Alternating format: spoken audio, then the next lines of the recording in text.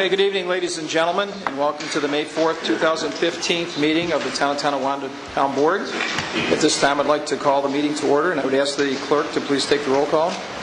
Supervisor Caruana. Here. Councilman Eminger. Here.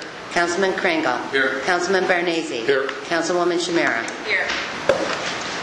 Hey, ladies and gentlemen, please stand as Councilwoman Shamira gives the invocation and leads us in the Pledge of Allegiance to the flag of our country. Thank you for the opportunity to gather us as a community. Let us look to you for help in identifying the needs we can rectify in our town. Guide us in our efforts to help those in need, especially during challenging times. Please watch over all our town employees who have done such an outstanding job each and every day. Help us remember that we are here to serve as we continue to make our town a great place to live, work, play. Amen. Amen. I pledge allegiance to the flag of the United States of America and to the republic for which it stands, one nation, under God, indivisible, with liberty and justice for all. Thank you.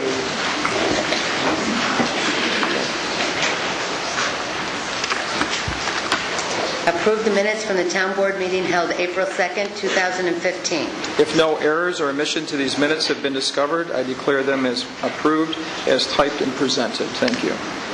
Okay, we have three proclamations we'd like to read tonight. The first one is considering and concerned about the Municipal Clerks Week proclamation. So I'd like to read that with our clerk who's sitting here next to me. Whereas the Office of Municipal Clerk, a time-honored and vital part of local government, exists throughout the world, and whereas the Office of Municipal Clerk is the oldest among public servants, and whereas the Office of Municipal Clerk provides the professional link between the citizens and the local governing bodies and agencies of government at other levels, and whereas the municipal clerks have pledged to be ever mindful of their neutrality and impartiality, rendering equal service to all, and whereas the municipal clerk serves as the information center on functions of local government and community, and whereas municipal clerks continually strive to improve the administration of the affairs of the Office of Municipal Clerk through participation in education programs, seminars, workshops, and the annual meeting of their state, province, county, and international professional organizations, whereas it is most appropriate that we recognize the accomplishments of the Office of the Municipal Clerk. Now, therefore, I, Anthony F. Caruana, Supervisor of the Town of Tonawanda, on behalf of the Town Board and the residents of our community, recognize the week of May 3rd through May 9th, 2015 as Municipal Clerks Week, and further extend appreciation to our Municipal Clerk, our Greek Greco, and to all the municipal clerks for the vital services they perform and their exemplary dedication to the communities they represent. And on behalf of all of us, thank you very much for what you do for the town and all of our residents.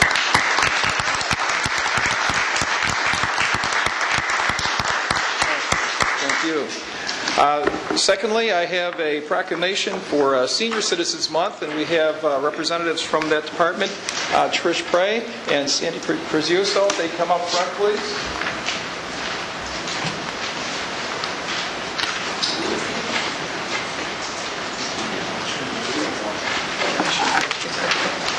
Okay. These are the ladies who work with our senior center, and for those of us who are seniors, we appreciate that. This is a proclamation. The month of May has been nationally designated as Senior Citizens Month, and whereas the month stands as a testament to the contribution senior citizens have made to every aspect of our society, and throughout their long lives, senior citizens have stood for all the values that have made this country great. Values such as faith in God, patriotism, honesty, hard work, and devotion to family.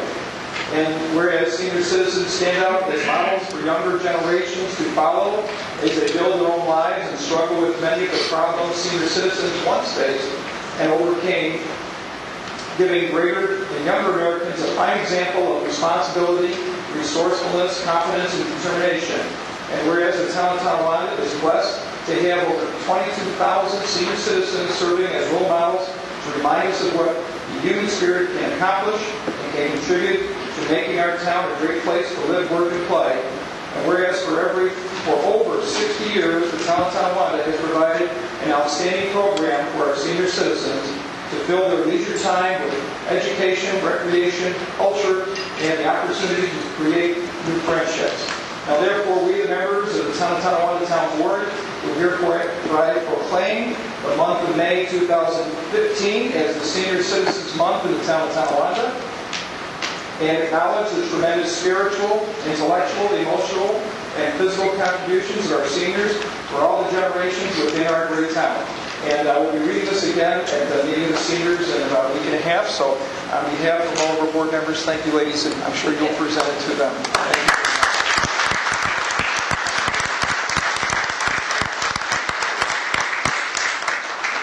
Thank you, seniors.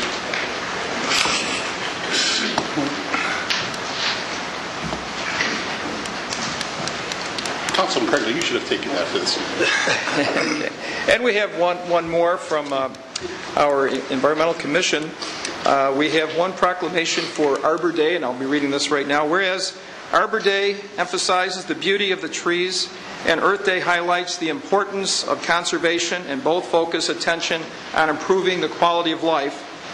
And whereas it is therefore appropriate to celebrate them, since the town of Tonawanda has extensive programs supporting both efforts.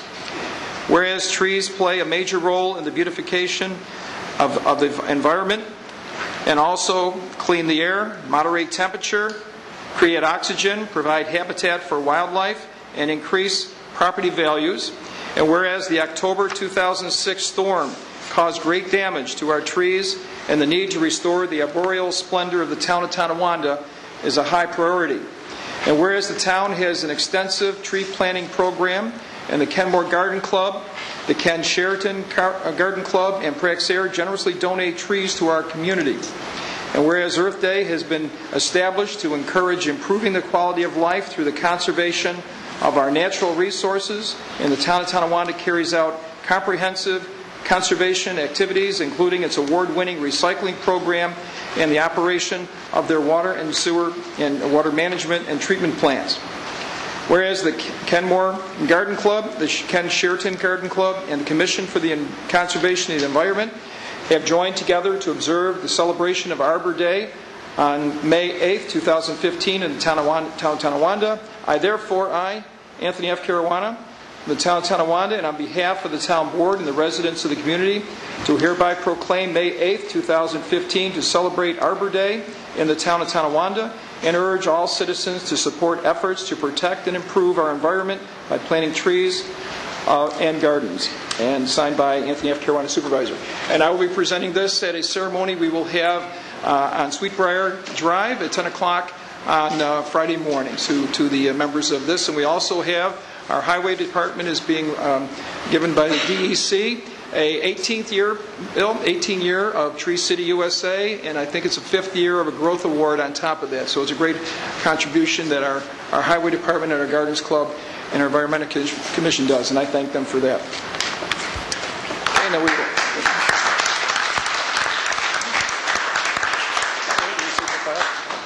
The following items are received and filed. 2014 Annual Financial Update from the Town Controller. Library Board Minutes from March 10th, 2015. Certificate of Final Special Franchise. Certificate of Final Railroad Ceiling. Village of Kenmore's 2015 to 2016 Adopted Budget. These items are received and filed. Thank you. And we come to our first hearing tonight. This is the time and place to hold a hearing regarding the 2015 update to the comprehensive plan. There were no written communications received by my office. And at this time, we have with us tonight Mr. Ken Swanekamp, who is the chairman of our planning board. And I think you have a gentleman with you if you want to introduce them, Ken, and say some words about our great comprehensive plan that we have put together, and very comprehensive, as you can see. Very thick? Very thick. A lot of good stuff in there. Okay, well, thank you very much. The planning board would like to, again, really thank the town board for providing us resources to do this 10-year update to the comprehensive plan. The last time it was done was the 2003-04 time period and adoption in 05, and we really wanted to have an update. Things have changed a lot. In the 2004 plan, the industrial parks over on River Road were just kind of the generic 300-acre site. And now most of that is owned by Tonawanda. There's some beautiful buildings back there. The mud flats were just the mud flats, something that had been trying to get underway for 30 years. And now it's North Youngman, and 90% of it sold out and under construction with great haste. So a lot has happened. Trends have changed. The new plan tries to identify these trends and try to keep our community going. When we had a couple public hearings, public meetings over at the Brown Shuttle Post, where we invited the public in to let us know what they thought. I think one of the most telling comments was a fellow who was sitting at a table with me, and one of them, he said, I kind of like things the way they are. Well, with your own house, if you like things the way they are, the last thing you want to do is nothing. If you like things the way they are, you're going to be painting it, you're going to be siding it, you're going to be doing repairs and improvements to keep it the way you like it. And that's what this plan is really all about, is making the changes so that this community can stay the community that people say, I like it the way it is. So that's what this is all about. I'd like to introduce Gary Palumbo. He was our lead consultant with URS, who really did the bulk of the work, along with a couple other sub-consultants. And he's going to walk through the process and some of the key points on the plan. Thanks, Ken. Okay, thank you, Ken. Gary, welcome. And I know you've got a PowerPoint. We've got some here, and for those who can see, there's also behind us, on the screen behind us. Okay. Thank you.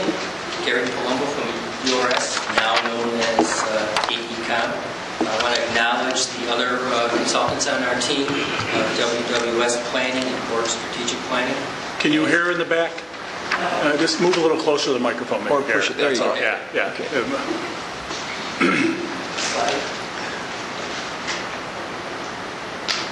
What I want to do is go through in about 14 minutes the work that the steering committee did in about 15 months. The comprehensive plan, as I know you are aware, is often called the blueprint for the future development for the town.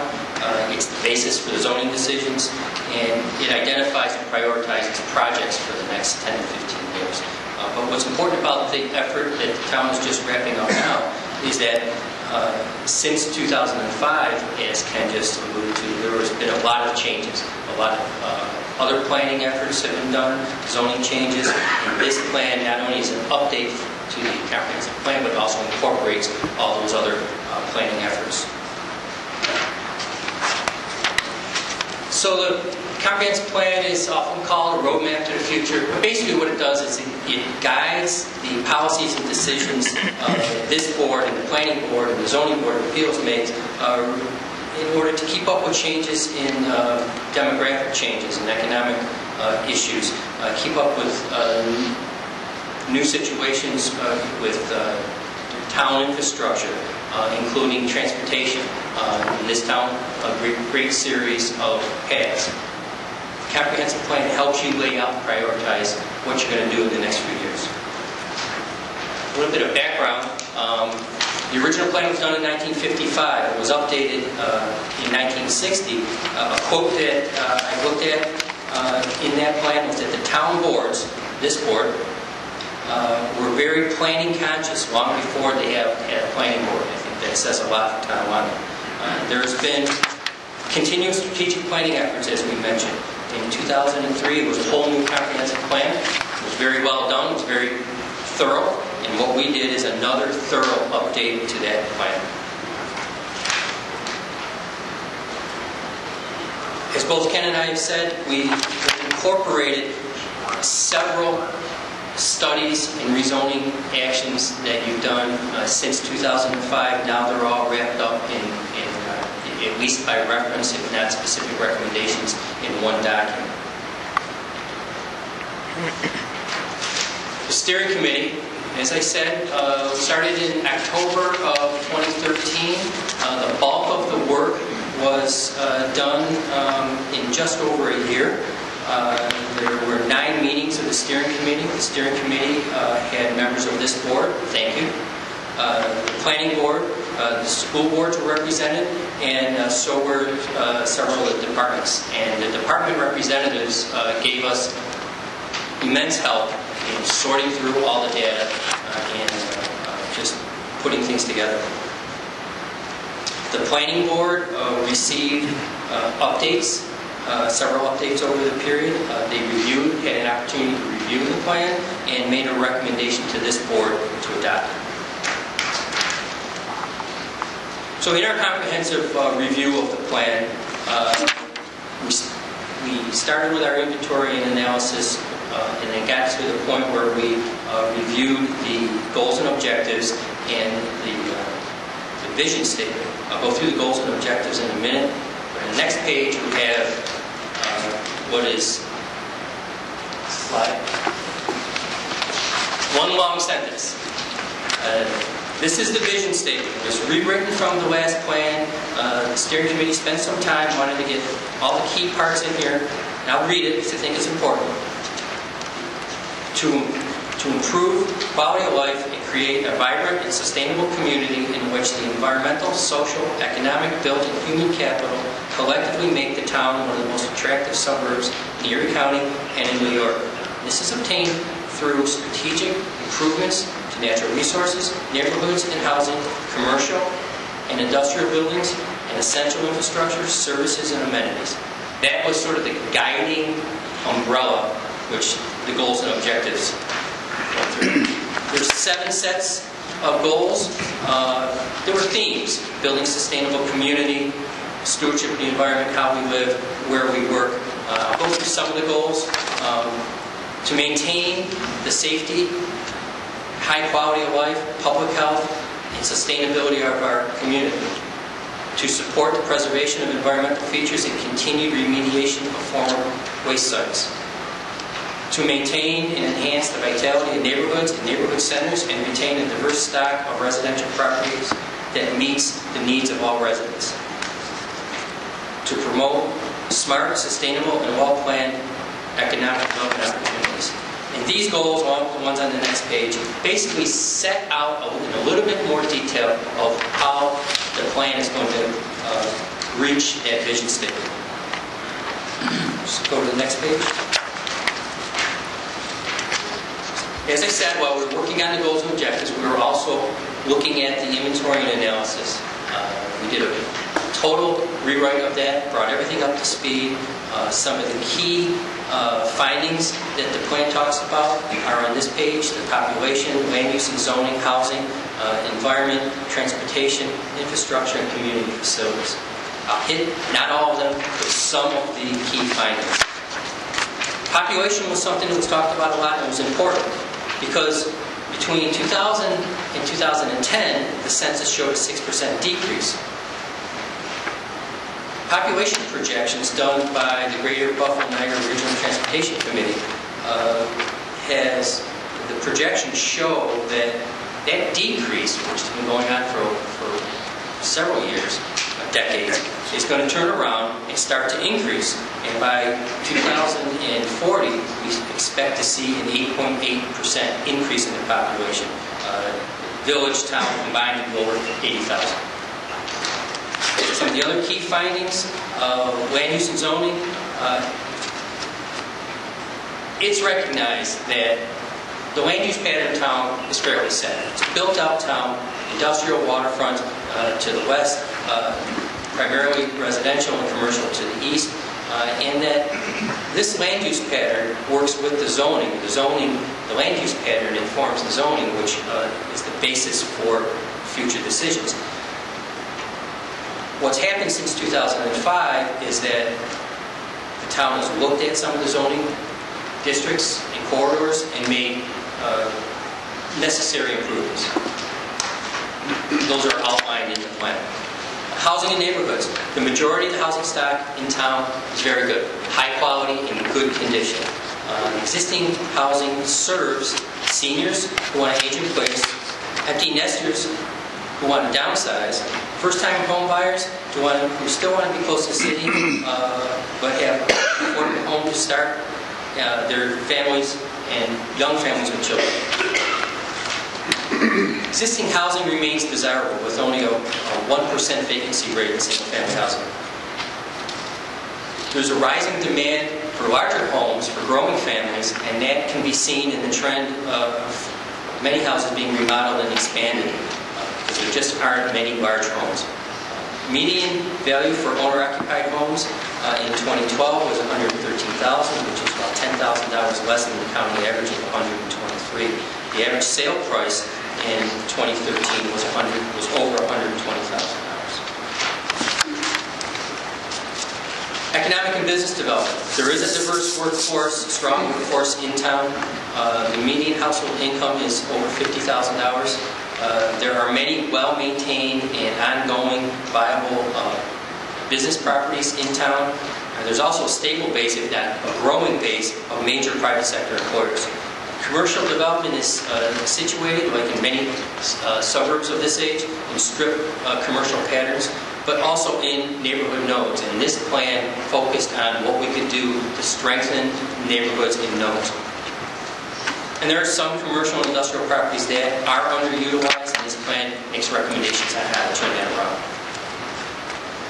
There has been, since 2005, significant, as Ken alluded to, talked about, increases, improvements in new commerce and industrial parks.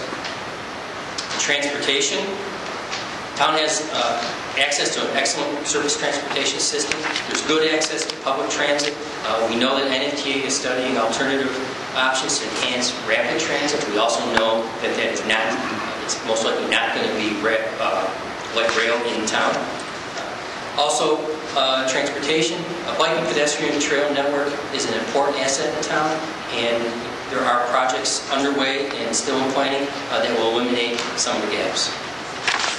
Infrastructure and community facilities. Tonawanda offers a variety of services and programs for youth and seniors. We were surprised and had to look back at the numbers. There's over 700 acres of parkland. That does include 300 acres in golf courses. There are facilities including pool complexes, golf, the ice rinks, senior center, Sheridan Parkside, that all provide the residents great amenities. So now we have updated the inventory and analysis, revised the vision statement, developed new goals and objectives, and we come to the point where the plan naturally goes to recommendations. The recommendations follow the same themes as the goals and objectives. I won't go through them all, but some of the key ones. In building a sustainable community, keeping programs and services aligned with the demographic changes. As the town changes, so should the facilities and the programs that we provide. Also, redeveloping the waterfront continues to be an important objective. Maintaining complete neighborhoods. That means not just houses, but housing with a good pedestrian, vehicular, walkable access to activity centers, commercial centers. How do we get there? A lot of the comprehensive plan looks at transportation systems and infrastructure. I'm sorry, I missed a page. Stewardship of the environment. One of the most important recommendations is to continue to clean up existing brownfields. Also to coordinate with the state and federal agencies on air, soil, and water quality issues. Also, where we work, business environment and the economic base, one of the recommendations was to strengthen the commercial industrial redevelopment. There's not a lot of greenfield, there's not new places to develop, so while things are going to change in town, there's going to be redevelopment of the old industrial areas. Now on how do we get there? One of the recommendations is for complete streets policy. Also to continue to improve trail connections. Other services that have recommendations include to provide services and facilities that will help business sector continue to grow. So waterfront access, access services and needs that provide quality amenities that will bring new business in. And finally, under public policy and cooperation, there's a recommendation to continue to improve cooperation and coordination with other agencies and neighboring communities. especially the village and the city. All the recommendations were laid out in a separate section, and it moves on to what's probably the most important component of the comprehensive plan, the implementation section. There were still 7 general sections. There were over 100 implementation strategies laid out. One regarding the land use and zoning is to probably time to take a hard look at a comprehensive review of the whole zoning ordinance. There's been many updates to the zoning. It all works fine together right now, but over the years we've developed inconsistencies between sections. Another implementation section on stewardship of the environment. One of the most important ones was to continue to remediate and reuse contaminated sites. Also, one thing that the steering committee talked about was being ready to address potential closures for non-residential properties. Industrial properties, talked a lot about school properties. There should be some upfront planning to be ready for those changes in the future. In the transportation implementation section,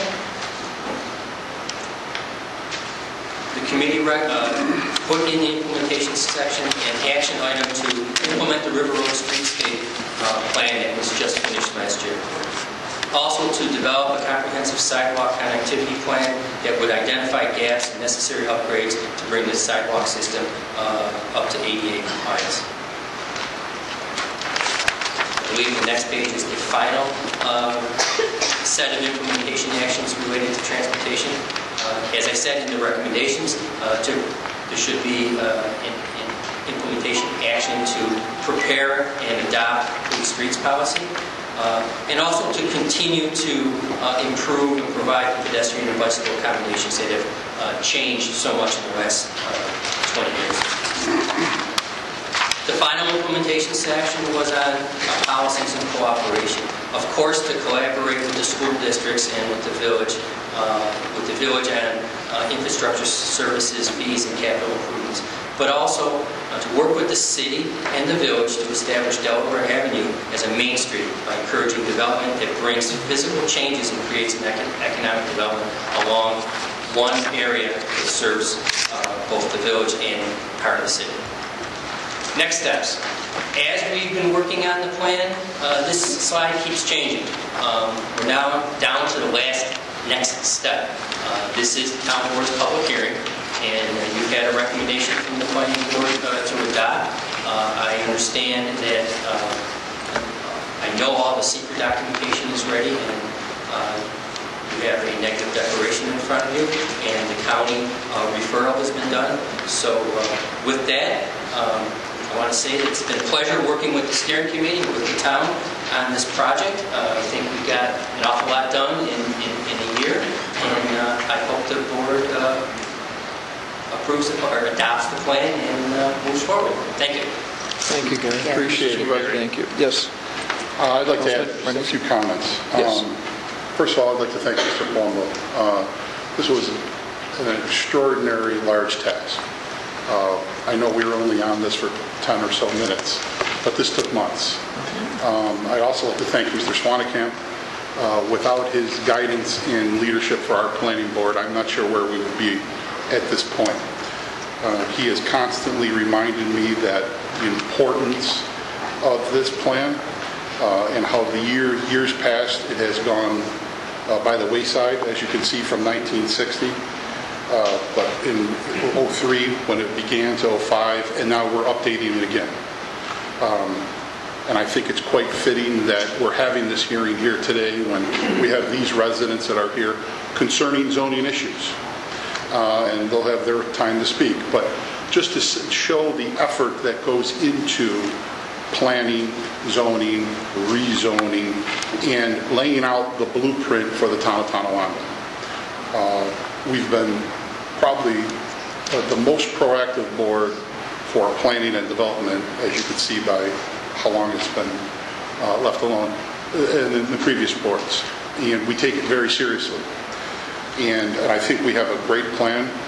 And we have updated our plan. And we have a planning board that is very aware of the town of Tonawanda. We have different needs than other towns. Our town is a town that was developed quite a bit earlier than other towns. Our green space is very limited. Our lots are shallow. Building commercials, development with residentials. So I'd like to thank both those gentlemen for all their hard work that they've put into this, and we really appreciate it. And I think the town does also. Thank you. Okay. I'd like to also add, we're just very blessed to have a person of the ability and the credentials and the willingness of Mr. Ken Swanenkamp. For those who don't know, Ken is a town resident, been here for many, many years. He also is the chairman, not only of our planning board, but he also works for Erie County, the Office of Economic Development and Planning. And he's a professor at University of Buffalo, and he serves on many boards, and we are blessed to have him, and I want to thank him for all the time and efforts he puts on our planning board, in addition to what he's done for our comprehensive plan. So thank you for all your efforts, Ken. At this time, is there anyone present wishing to express opinions or ask questions on the matter presented tonight? If so, we ask you to raise your hand to be recognized. Yes, sir, if you would, please. And then please, if you come up here, put your name and address down, and then please state it for the record. Dave Piatek, 204 Braggers.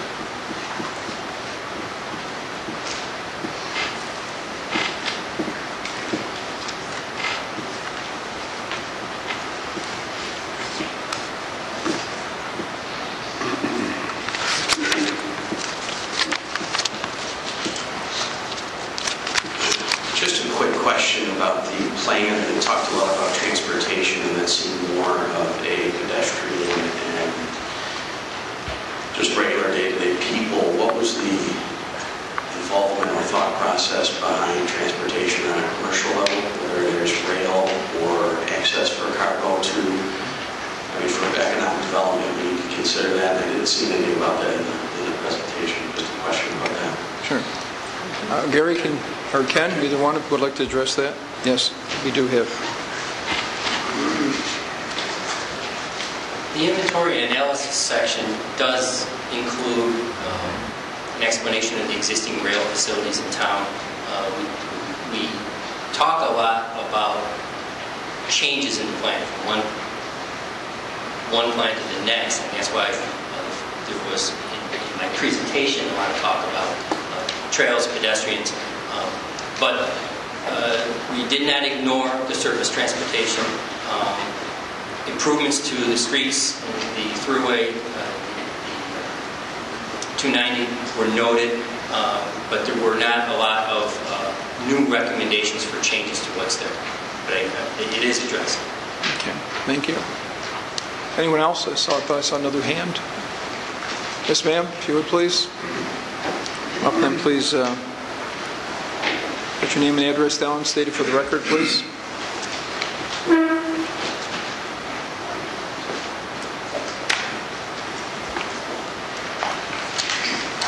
Maria Tisby, good evening, Mr. Carolina. I just had two quick questions on this question. There was mention about steering on planning board committee. Who's on the steering committee and who's on the planning committee? Is it the town boards and the planning committee, or how would that work? Okay. Ben, can you answer that? Right here. We got the information all there of who is on it? Yep. There's a long list. It was one of the steering committee, planning board, school board members, department representatives. Why don't you read the name? It's on the slide. I'll just make it real quick. Is there anybody on there that's not an elected official? Oh, yeah. Absolutely. So there's like regular taxpayers that aren't. Yes. Who would that be, for example? Mr. Dan Wiles. How's that? Dennis Shumansky. Superintendent of Schools, Mr. Magnaro. Yeah, he was So on there there. was just a letter that went out and said if you're interested in being on this board, how would they recruit it? I guess would be the question. Well, first of all, we asked people to volunteer. Okay. How would you outreach to obtain volunteers? I don't know. I mean, was it I'm not posting, was sure. it print on news, or how would you? I'm not sure how we asked. Okay. We had public meetings for public input, and the public was notified of those in the paper and meetings. So how many public meetings do we have? 9, I believe. 9. There were two public meetings during the preparation of the draft plan in November of 2013 and in April of 2014. So, So where would that be? Probably Can 10B. Publicist, Can 10B. Okay. The other question, how is this financed? Is this from our tax dollars, or was this here? Where in the budget did you allocate money, and about estimate, how much did this cost? It's under the planning board's budget, and this town board thought this was a significant project. It was a request put in from the planning board to update our master plan, and we approved that request, and I think we put in $10,000 for this particular plan. I may be off by a few dollars. Okay. $50,000. Thank you, Mr. Smonica. It was $15,000. 2013 town budget. Thank you. Okay, I'm not disputing that you should be paid for it. You need to address the town board, please. And the last question is the solar farm and solar installation. It sounded like there were plans to implement this, or did I not be clear on that? You're talking about the solar part of this plan? Solar farm and solar installation that was on your PowerPoint. Correct. The town of Tonawanda, as far as I know, was the first town in New York State to ever have a solar law. So we're leading in New York State in that community. We have put forth the blueprint to install solar panels, whether it be on your home, your business, or a solar farm. Prior to our law in the solar industry, there wasn't any. So solar panels or farms could pop up anywhere, so they needed to be regulated. And we did that some years ago, and we've updated it. It's one of the highlights, actually, of this plan. So it's like a town ordinance, it's not a state law, it's just a town ordinance? Well, we only can govern over town laws, so we only write town laws. So this is our town solar So law. there's a town solar Correct. law, but there's no state town... Oh, I don't know if there's a state law now. And about what year- We did this several years ago. I'm referring to the solar ordinance. So like 5-10 years ago? Help me out, Carl. You got it. I don't think it's that long, is it? 4? Okay, thank you very much. You're welcome. Is there anyone else wishing to address this issue? Yes, ma'am, if you would, I please. just have a question. So you're going to have to wait till somebody... Would it be appropriate now for us Okay. to, since the zoning law No, was this addressed? is... Okay, this we is just didn't know. But we do have a lady who wants to address this issue. It's going to be addressing the comprehensive plan. The hearing's just for this. Okay, yes. Okay. You'll have your time. I just wasn't sure because Okay. it was addressed in No, the no, no. part No of problem, it. no problem, Sure, no thank you. problem. Ms. Mayor, if you would please put your name and address down and then state it for the record, please. Okay, my name's Pam Jean Greco, and I live at 16 Luzerne, and I've lived in the town since 1956, so I'm probably was in that picture at full. Me too. A long time ago. Anyways, we're right along St. Creekside, where the dog park, where it's a dog park now, and every year we call, we ask the path to be cleaned up, and the weeds just grew. and grew. Okay. Somebody came. I'm sorry, that comment may be able to address... Right now, we're on this comprehensive plan, ma'am, so... Okay, but you were talking about cleaning up the waterways and the paths. Okay, all right. And the waterway gets very smelly, and it's got a lot of garbage. It's got trees that have been in there for 4 years that have fallen down from the Yes, water. yes.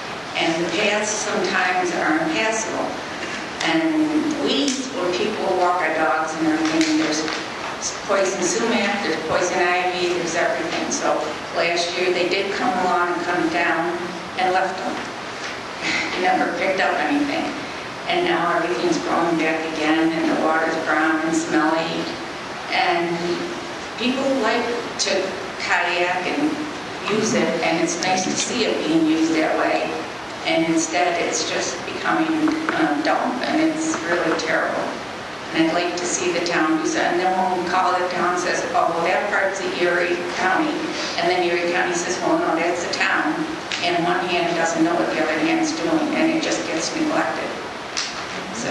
Are you saying you're against this plan that we're doing tonight, or No, you're for it? I would like to see you address that specifically. It sounds like you're over by River Road and that area, and then the industrial areas, and this part again. And you did mention Ellicott Creek Park. Correct. That's correct. This technically is park, but you're Right. talking about the park side, not creek side. Right, no, we're addressing the entire town on this comprehensive plan. So we could probably address that. Mr. Swanson back there, perhaps either now or after the After meeting. I the know hearing? you could do that. You might as well, while we're here at this point, you can go ahead and address it now. He's our the superintendent of highways for a town responsible for some of the roads here. Bill Swanson. Pleasure. Actually, that is Erie County's.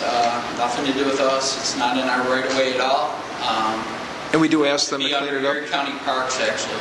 But I Bill, can- could you, as a favor to this woman, can you, with your contacts with the county, can you see if you could address, maybe if they have a time frame on some sort of cleanup that they're going to do, or I know there's been a encourage lot them? of volunteers, a lot of volunteer groups, that when the water chestnuts took over, Right. volunteers The river came out, keepers came. That's correct. And we have prisoners come and clean, but if it isn't for volunteers, it doesn't get done, so.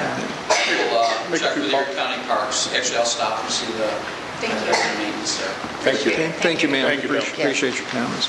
Is there anyone else wishing to comment on this particular item here tonight? Okay, seeing no more, then I'll entertain a motion to close the hearing. Move to close the hearing? Second. We have a motion by Councilman Barnese, seconded by Councilman Krangle on the question. All in favor, please say aye. Aye. Any opposed? Okay, the hearing is now closed, and we move on to the resolutions. Resolution 324, motion to issue a negative declaration determined by the Secret Committee at its meeting held March 10th relative to the Town of Tonawanda 2014 Comprehensive Plan Update, Job 2655.1. So moved. Second. Motion by Councilman Eminger, seconded by Councilwoman Shamira on the question. All in favor, please say aye. Aye. Any opposed? Motion is carried. Thank you. Resolution 325, motion to adopt the 2014 Town of Tonawanda Comprehensive Plan Update. So moved. Second. We have a motion by Councilman Eminger, seconded by Councilman Krangle on the question. I'm sorry, Councilman Barnese. Apologize. Councilman Barnese, seconded by Councilman Krangle. All in favor, please say aye. Aye. Any opposed? Motion is carried. Once again, thank you very much for all your assistance Thank you. on that. Okay, thank you. Okay, we move on to our regular resolutions. Resolution 326, motion to approve payments by First Niagara Risk Management for claims totaling $7,754.70 and claim expenses totaling $1,718.62. So moved. Second. Motion by Councilwoman Shamira, seconded by Councilman Eminger on the question. All in favor, please say aye. Aye. Any opposed? Motion is carried. Thank you. Resolution 327, motion to approve and authorize attendance and training seminar requests as submitted by Highway and Youth Parks and Rec Departments as is set forth in the agenda before you. So moved. Second. Motion by Councilman Krangle, seconded by Councilman Barnese on the question. All in favor, please say aye. Aye. Any opposed? Motion is carried. Thank you. Resolution 328, motion to approve rehires, change of status, separation of service, and added rates as submitted by Eileen Fleming, Director of Labor Relations, and is set forth in the agenda before you and as amended. So moved. Second. Motion by Councilman Krangle, seconded by Councilman Barnese on the question. All in favor, please say aye. Aye. Any opposed? Motion is carried. Thank you. Resolution 329, motion to approve and authorize the supervisor and the town board acting as commissioners of the Water Acquisition and Storage District to execute an option and water tower lease agreement, memorandum of option, memorandum of water tower lease agreement, easement for tower site for 1275 Parker Boulevard between the Town of Tonawanda and Upstate Cellular Network, doing business as Verizon Wireless relative to Job 2438, cellular tower projects, subject to a permissive referendum. So moved. Second. Motion by Councilman Eminger, seconded by Councilwoman Shamira on the question. All in favor, please say aye. Aye. Any opposed? Motion is carried. Thank you. Resolution 330, approve and authorize the supervisor to sign and execute a donation agreement between the James Ryan Paramedic Foundation and the Town of Tonawanda to receive a monetary donation to purchase a new paramedic vehicle. So moved. Second. Motion by Councilman Krangle, seconded by Councilman Barnese on the question. All in favor, please say aye. Aye. Any opposed? Motion is carried. Thank you. Resolution 331, motion to approve and authorize the supervisor to execute an agreement with Amherst Insurance Agency for risk management and general insurance consulting services for the period from March 1st, 2015 to February 28th, 2018 at a cost of $81,150.12. So moved. Second. Motion by Councilwoman Shamira, seconded by Councilman Eminger. On the question, Mr. All- Supervisor, Councilman? just real briefly, Councilman Eminger? this amount is a 3-year contract. It's for the same total per year that we've had for the last, I'm going to say, 4 or 5 years. And prior to that, prior to 2006, the town was paying over $30,000 a year for this service. So we're getting a lot of bang for the buck. They are doing a lot more work than previous consultants, and they're doing it for less money, and they're doing a good job. And I just want to make the public aware that the contract is for a 3-year contract, and it is for a fixed sum. Thank you. Anyone else on the question? All in favor, please say aye. Aye. Any opposed? Motion is carried. Thank you. Resolution 332, motion to approve and authorize the supervisor to execute a 60-month lease agreement with Copier Fax Business Technologies for 4 Konica Minolta BizHub copiers for the town clerk's office as set forth in the agenda before you. So moved. Second? We have a motion by Councilman Krangle, seconded by Councilman Barnese. On the question, all in favor, please say aye. Aye. Any opposed? Motion is carried. Thank you. Resolution 333, communication received from Mike Kessler, Director of Water Resources, recommending the town board accept a proposal from TechSmith to perform annual sampling and flow monitoring at the wastewater treatment facility for the year 2015 at a cost not to exceed $5,700, and to approve and authorize the supervisor to execute any and all documents in connection therewith. So moved. Second. Motion by Councilman Eminger, seconded by Councilwoman Shamira. On the question, all in favor, please say aye. Aye. Any opposed? Motion is carried. Thank you. Resolution 334, communication from William Swanson, Superintendent of Highways, requesting that the town board approve and authorize the supervisor to sign and execute an agreement with National Grid permitting the Highway Department to attach U.S. flags to street light poles from May 19, 2015 to November 12, 2015. So moved. Second. Motion by Councilman Barnese, seconded by Councilman Eminger. On the question, all in favor, please say aye. Aye. Any opposed? Motion is carried. Thank you. Resolution 335, motion to approve and authorize the supervisor to execute an agreement between the town and Pyrotechno Fireworks to provide a fireworks display at Kenny Field on July 2nd, 2015 at a total cost of $10,000 with fees covered through sponsorships from area businesses. So moved. Second. Motion by Councilman Krangle, seconded by Councilwoman Shamira. On the question, all in favor, please say aye. Aye. Any opposed? Motion is carried. Thank you. Resolution 336, motion to approve and authorize the supervisor to execute an agreement between the town and the First Tee of Western New York for the period of May 4th, 2015 to March 25th, 2016 to provide golf lessons to youth ages 7 to 17 utilizing Brighton Golf Course and the Paddock Golf Dome. Tonawanda will be provided with $25 for every participant. Agreement includes automatic 1-year renewals.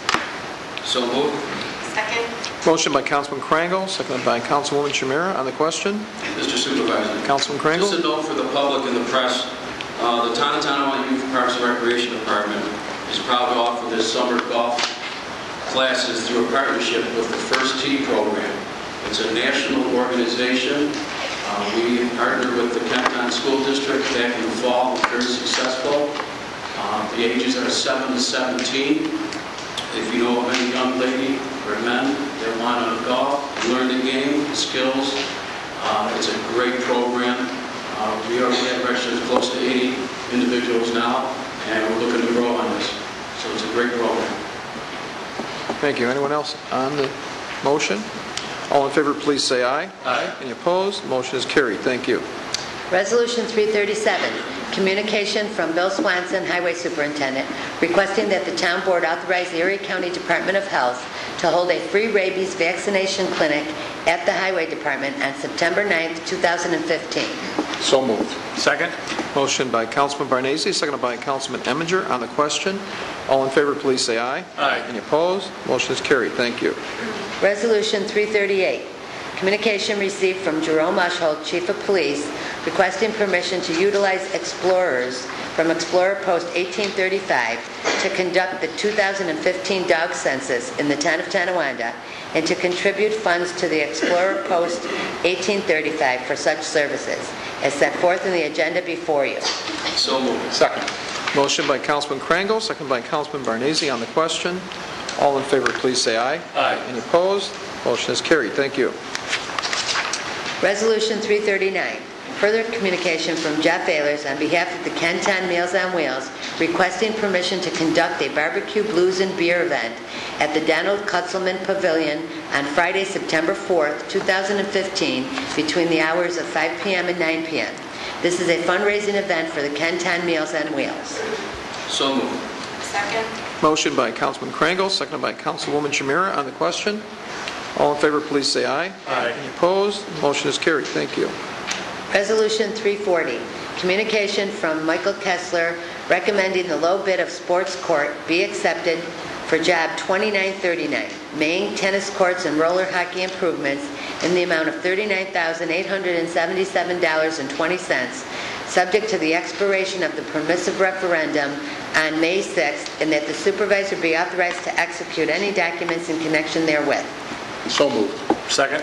Motion by Councilman Barnese, seconded by Councilman Eminger on the question. All in favor, please say aye. Aye. Any opposed? Motion is carried. Thank you. Resolution 341, further communication received from Mike Kessler recommending the town board accept the bid for Polydyne to provide emulsion polymorph for the wastewater treatment facility at $1.96 per and authorize the supervisor to execute any and all documents connected therewith. So moved. Second. Motion by Councilman Eminger, seconded by Councilwoman Shamira on the question. All in favor, please say aye. Aye. Any opposed? Motion is carried. Thank you. Resolution 342, communication from Carl Heimiller recommending the low bid of Brothers in Lawn Property Preservation be accepted for job 2878, 2015 lawn cutting and property cleanup for the building department in the amount of 4 cents per square foot for grass cutting and $25 per hour for property cleanup, and the supervisor be authorized to execute any and all documents connected therewith. So moved. Second. Motion by Councilman Barnese, seconded by Councilman Eminger on the question. Mr. Supervisor, Councilman Barnese? I think this is a good time just to give the public a little notice about this. This contract is for basically homes that are abandoned. We mow the lawns. The bill goes on the tax roll. We're responsible for keeping them cleaned up. Every year when the spring hits, the rush of grass grows, and people get very upset that they think the town isn't on it, or they're not doing their job, or we're not doing it fast enough. And that's fine. But what happens is there's certain codes that the building department has to follow by state law. And the buildings have to be posted after they're identified. And there's a certain amount of time that has to be allowed for us to legally go through this process. Why am I telling you all this? Because if you see a property that you may think that needs our attention, it's a simple phone call to the building department, and they have a list, and they will tell you right there and then if it's one that's already on the list and it's already going through that process of that waiting period that we've posted it, or it may be one that we're not aware of that we will then put on the list. But it's a simple phone call, and we would appreciate the phone calls, and it's a simple process. But sometimes it gets lost in the translation that we're not doing it fast enough. There's a certain state law that requires us to post it for a period of time. What's the waiting period, 10 days? I think it's 10 days, but that's after it's already reached a certain height in the grass. I think it has to be at least 10 inches. Then we go and post it. Then it's another 10-day waiting period. Then we notify our contractor, and that's who this is tonight. Anyone else on the... Also, note for the public, it could also be a homeowner that's actually living in that home. Yeah, that doesn't have to be abandoned. If you see someone down the street from that you wonder why the grass isn't being cut. Good point. Sometimes it's just a simple phone call. Right, doesn't necessarily have to be abandoned. Good point, yeah. Okay, anyone else on the question? All in favor, please say aye. Aye. Any opposed? Motion is carried. Thank you. Resolution 343, communication from Mike Kaiser requesting the town board call for bids returnable June 2nd at 3:30 in the council chambers for the purchase of approximately 296 trees to be planted by the town of Tonawanda in the fall of 2015 for job 2645.3. This new bid date was changed due to timing requirements for publication in the New York State Contract Reporter. So moved. Second.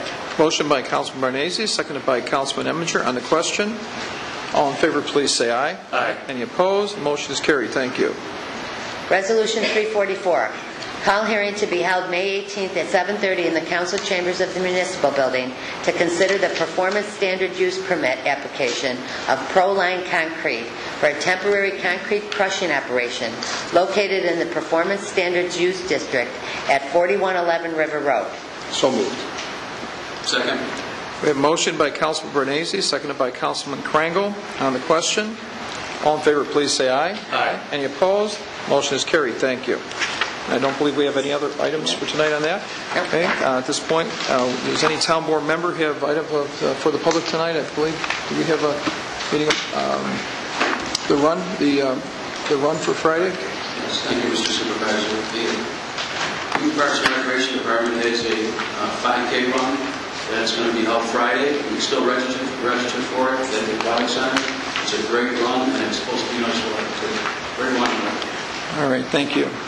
At this time, we open our public portion agenda, and now, lady, for being very patient, thank you. If you would please write your name down and address, and then state. Oh, you did already. You're ahead of time. And then, if you would, please just state it for the public, for us.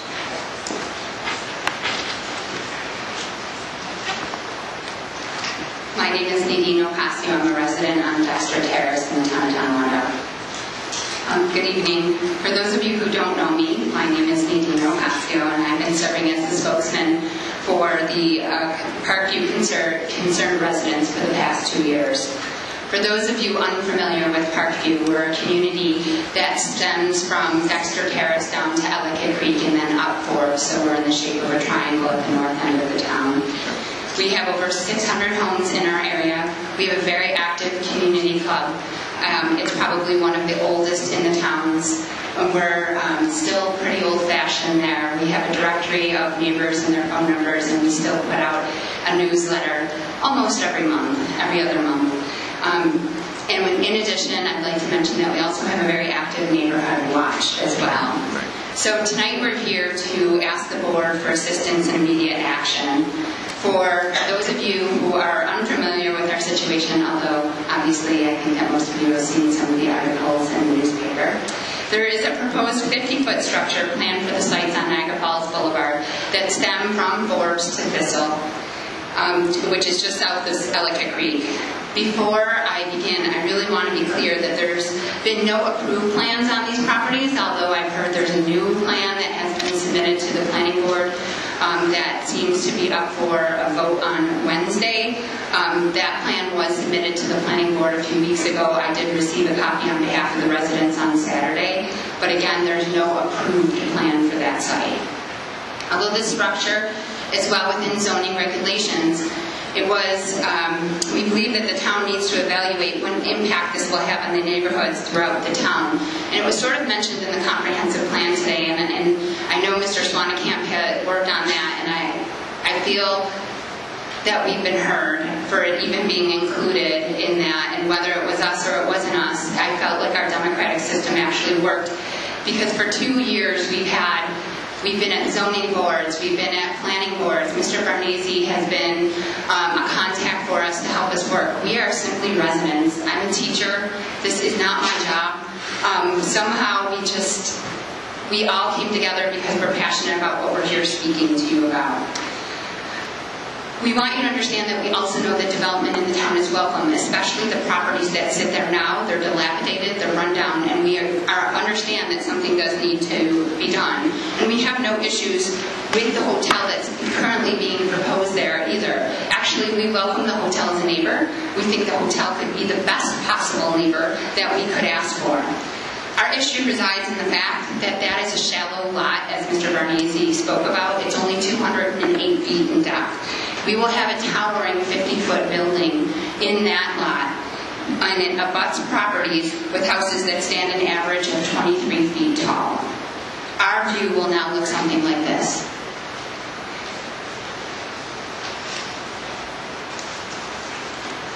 This is currently what our neighbors see. This is what our neighborhood will see.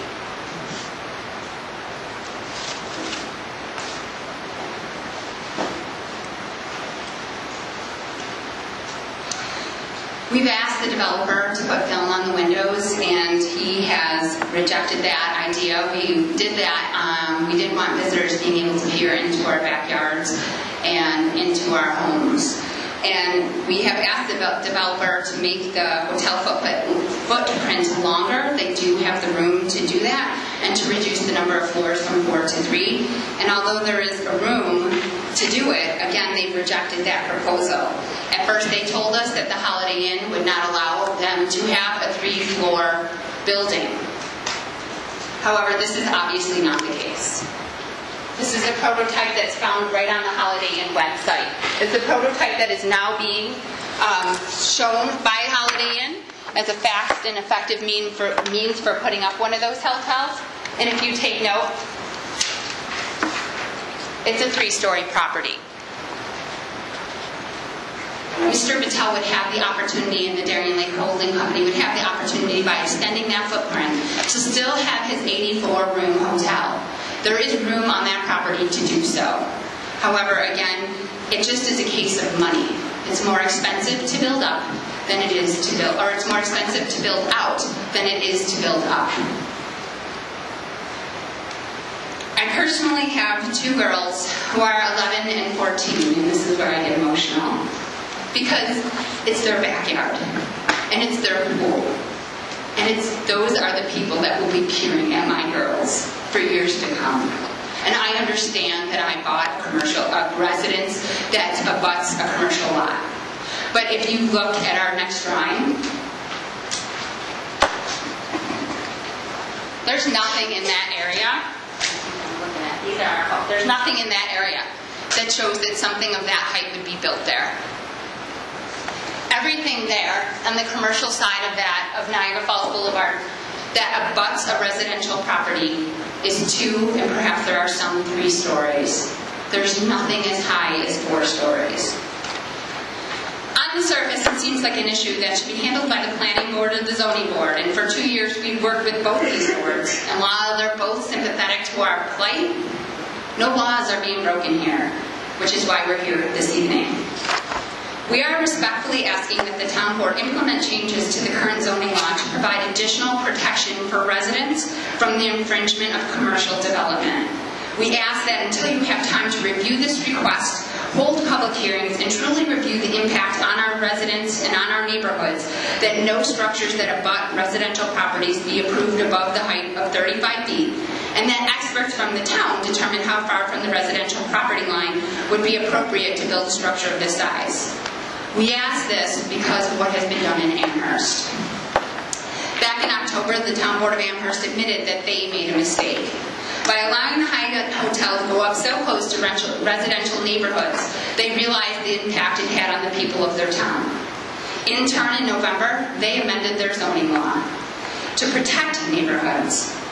We are asking this board, to the very least, review the impact on the town residents before a mistake is made. We are asking you to research and learn from Amherst.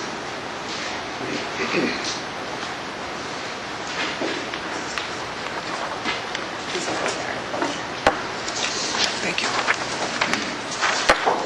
That's 2-sided. There's 2 articles.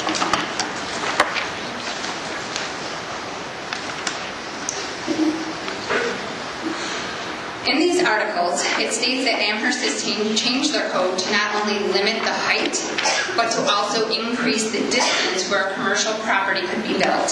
For instance, under the old code, a 2-story building rising 40 feet could have been built 40 feet away from a residential property line. Under the new code, the setback would be 3 times as far. In both Buffalo, Micro Houses and Dash's market storage site were denied because they didn't fit in the context of the neighborhood. We would argue the same. I have those articles for you as well.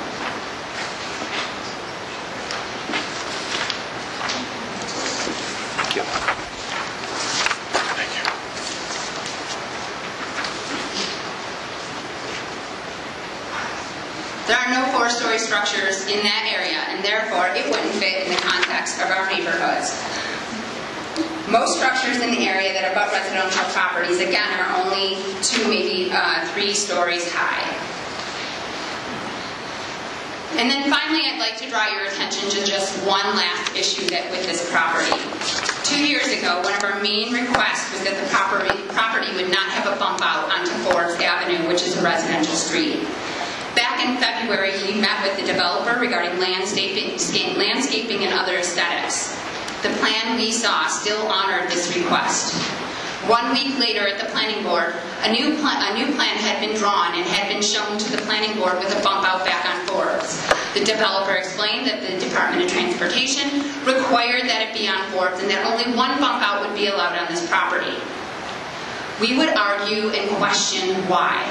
There are currently 4 bump outs onto Niagara Falls Boulevard. We are only asking for 2. And that 1 not be made onto our residential streets. It increases the chances of our children being hurt. Now, full disclosure, the developer has done a fine job of making a Y at that entrance to try to steer traffic to go to the right. I'm sure many of you are very familiar with the traffic in the area where we're talking about. If you've ever been there at the 5 o'clock hour on a Saturday or Sunday afternoon, or the horror during holiday shopping season, you know a left-hand turn onto Niagara Falls Boulevard is never going to happen. And so what will happen, although they are trying their best to steer traffic to the right and to make that left on Niagara Falls Boulevard, we cannot stop employees from telling people to make that left onto Forbes, make a right onto Dexter, down to Ellicott Creek, and there you have a light to make a left. Again, it increases the chances of our children getting hurt. And so we have taken it into our own hands because we've questioned why time and again. And the answers that we've gotten is that nobody understands why the Department of Transportation makes the decisions that it does. And so what we did is we wrote our own letter to the Department of Transportation. And in addition to that, we also contacted Robin Schimminger and Mark Panapinto to help us with this issue. But we thought it was important to bring it to your attention this evening as well. At the other end of Dexter, there is a Dunkin' Donuts. In their drive-through window, you will look and it will steer you to go down Dexter Terrace all the way to the next light instead of making that left onto Niagara Falls Boulevard. Why wouldn't a hotel that's simply 1 block away from that light not do the same? The attorney for the developer has told the planning board, in closing, we just wanted to recap our request. We're not asking for developments to stop on those properties. We're simply asking the town to limit the height until a full review of the impact of the current zoning law would have on our neighborhoods can be completed. Amherst was able to complete this in what appears to be about 1 month. Simply put, if a plan of this proposed nature is approved, it is not only detrimental to the Parkview neighborhood, but all neighborhoods throughout the town. Approval of something this nature sets a precedent for the town. 50-foot buildings can go up in any commercial area. That's the current zoning law. Approval would then mean that all these residential properties could have these towering buildings in their backyard. In approximately 2 weeks, we've been able to collect 200 petitions, some with 2 people in a household who have signed it. It's simply asking for what we've requested this evening, and I'll leave those with you, Supervisor. The town board has a true opportunity to show how the American democratic system works. You have the opportunity to be the voice of the people tonight, to protect our properties while still encouraging commercial development. We are asking you to put yourselves in our shoes. Would you want a wall to go up in your backyard? Would you want people peering in on your family parties? Would you want people peeping at your children? Tonight we're asking the town board to not allow approval for the building of structures over 35 feet on commercial properties that abut residential lots for at least 1 month, while you have time to research the impact on residential neighborhoods for yourself. We're asking this board to keep the town of Tonawanda a great place to live, work, and play.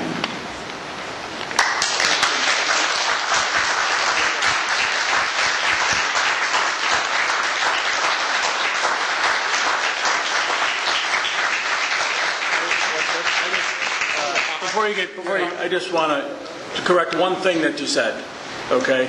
You said you were just a teacher. You're not just a teacher. Teachers are very important people. Well, the thing is I teach government, but I have learned a ton by going through this process in 2 years. And you did an excellent job. You did. And that's where I was going to start out my comments by saying I got to meet Nadine some 2 years ago when this project was brought to the forefront, and she has educated herself. She could probably be a zoning attorney at this point, and a damn good one at that.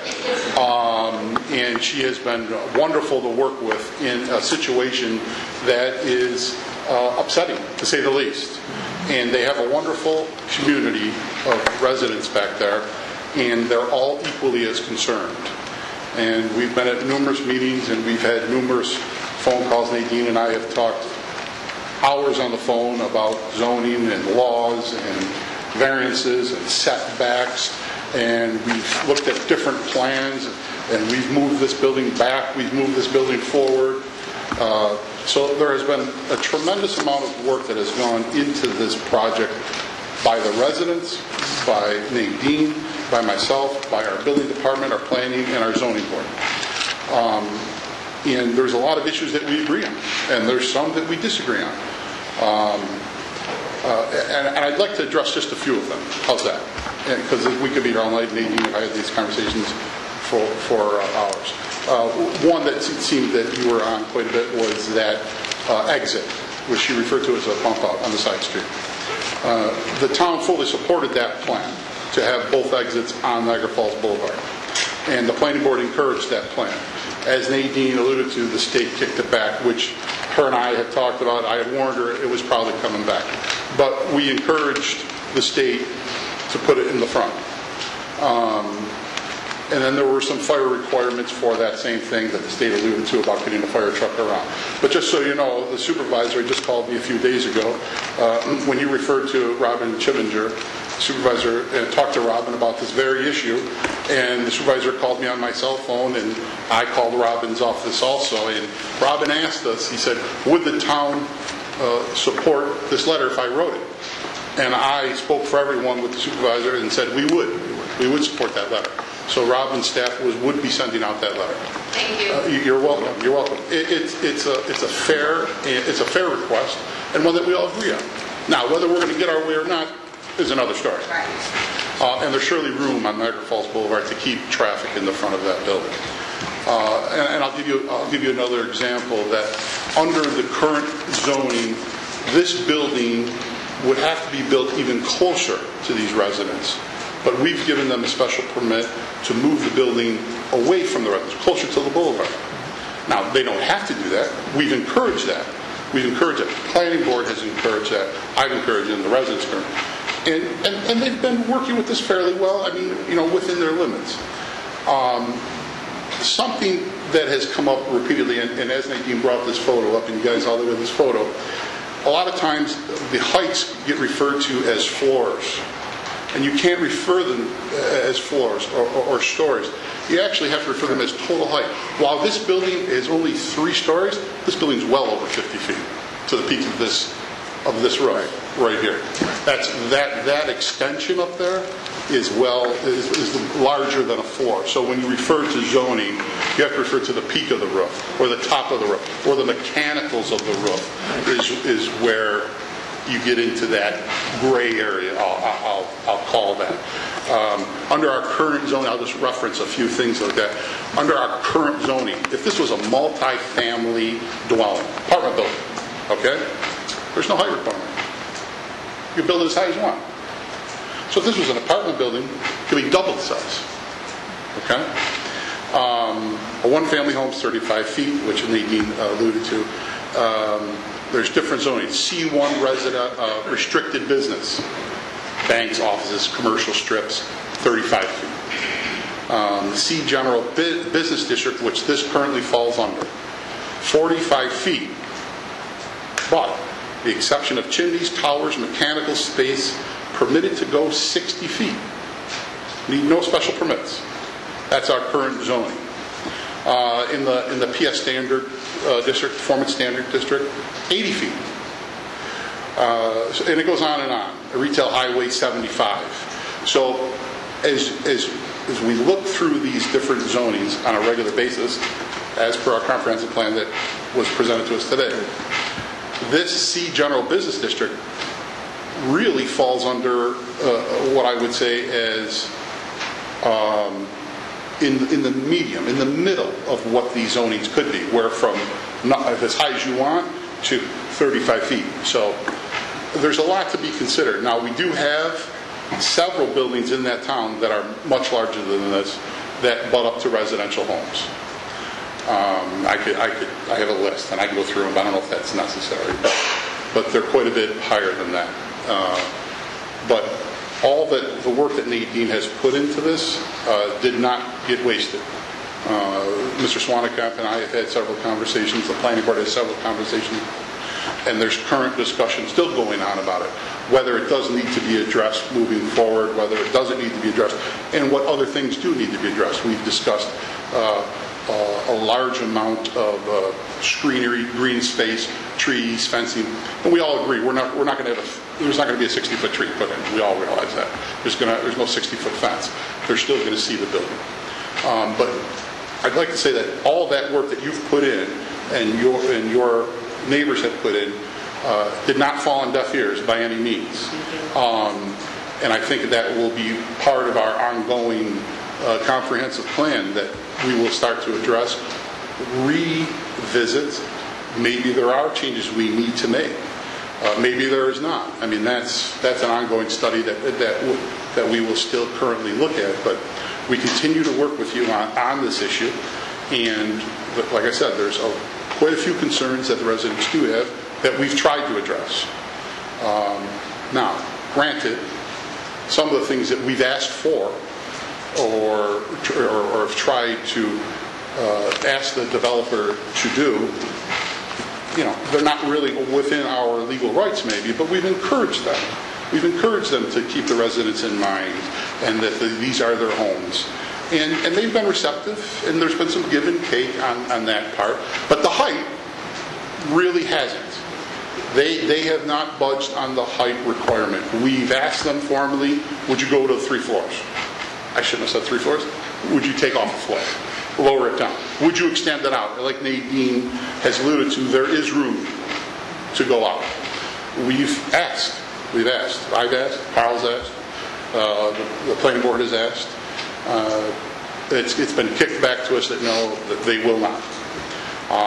We've then had several different plans. One of them was with a peaked roof that raised the building even higher. They did, I would say, change the plan on that.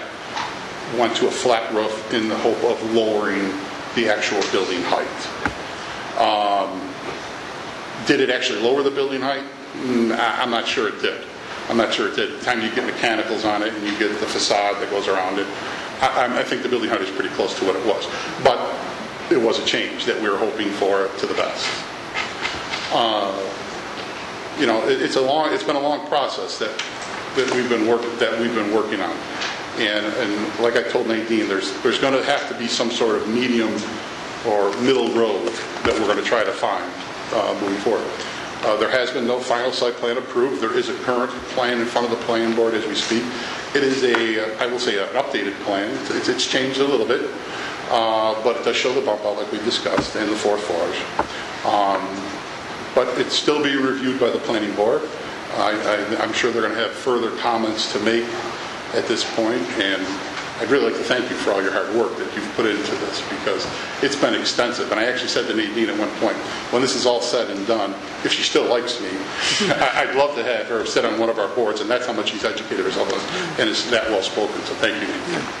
I want to just echo Mr. Barnese's sentiments. I mean, the planning board, the zoning board, Mr. Barnese has really helped us through this process, and we went in, greener than green to the zoning board 2 years ago and have learned more than I think any of us really cared to learn.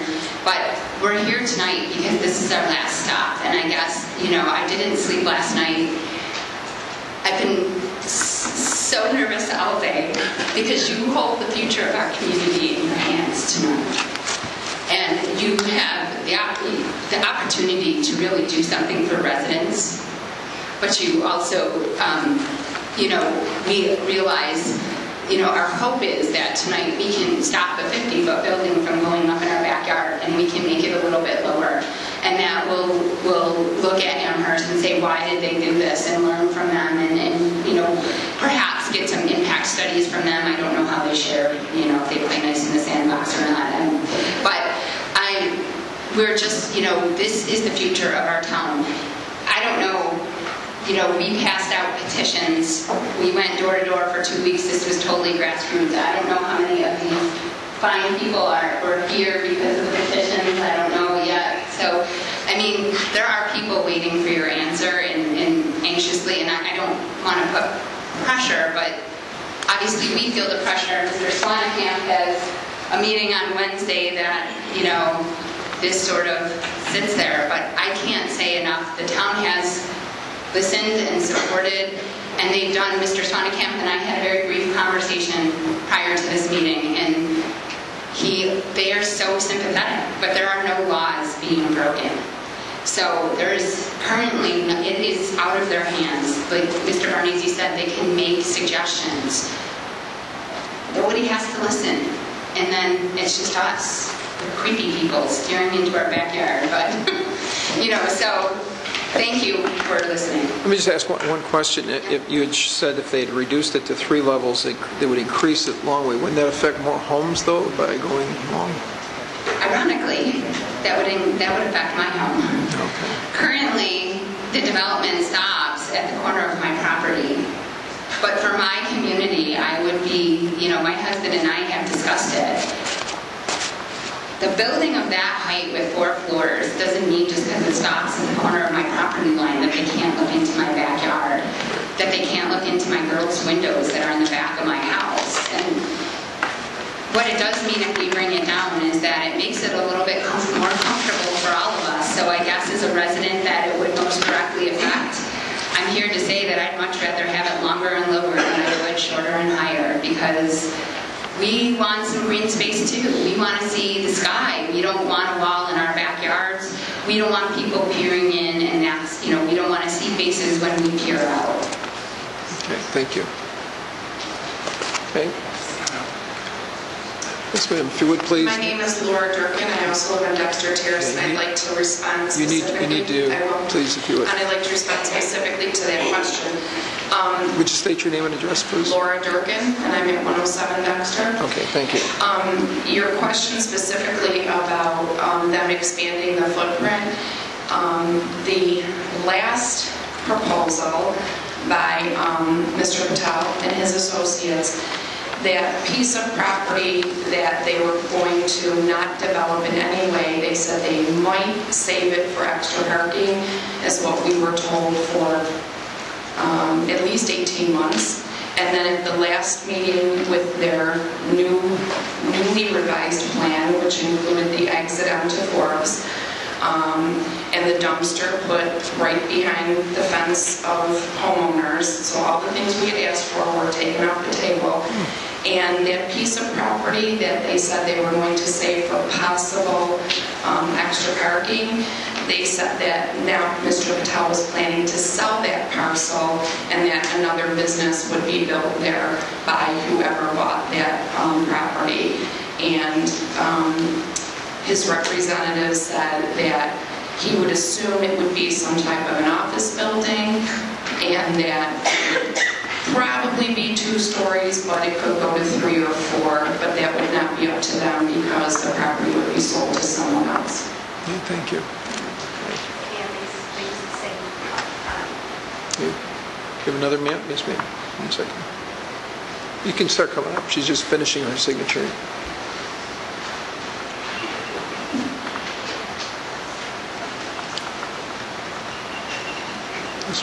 Thank you.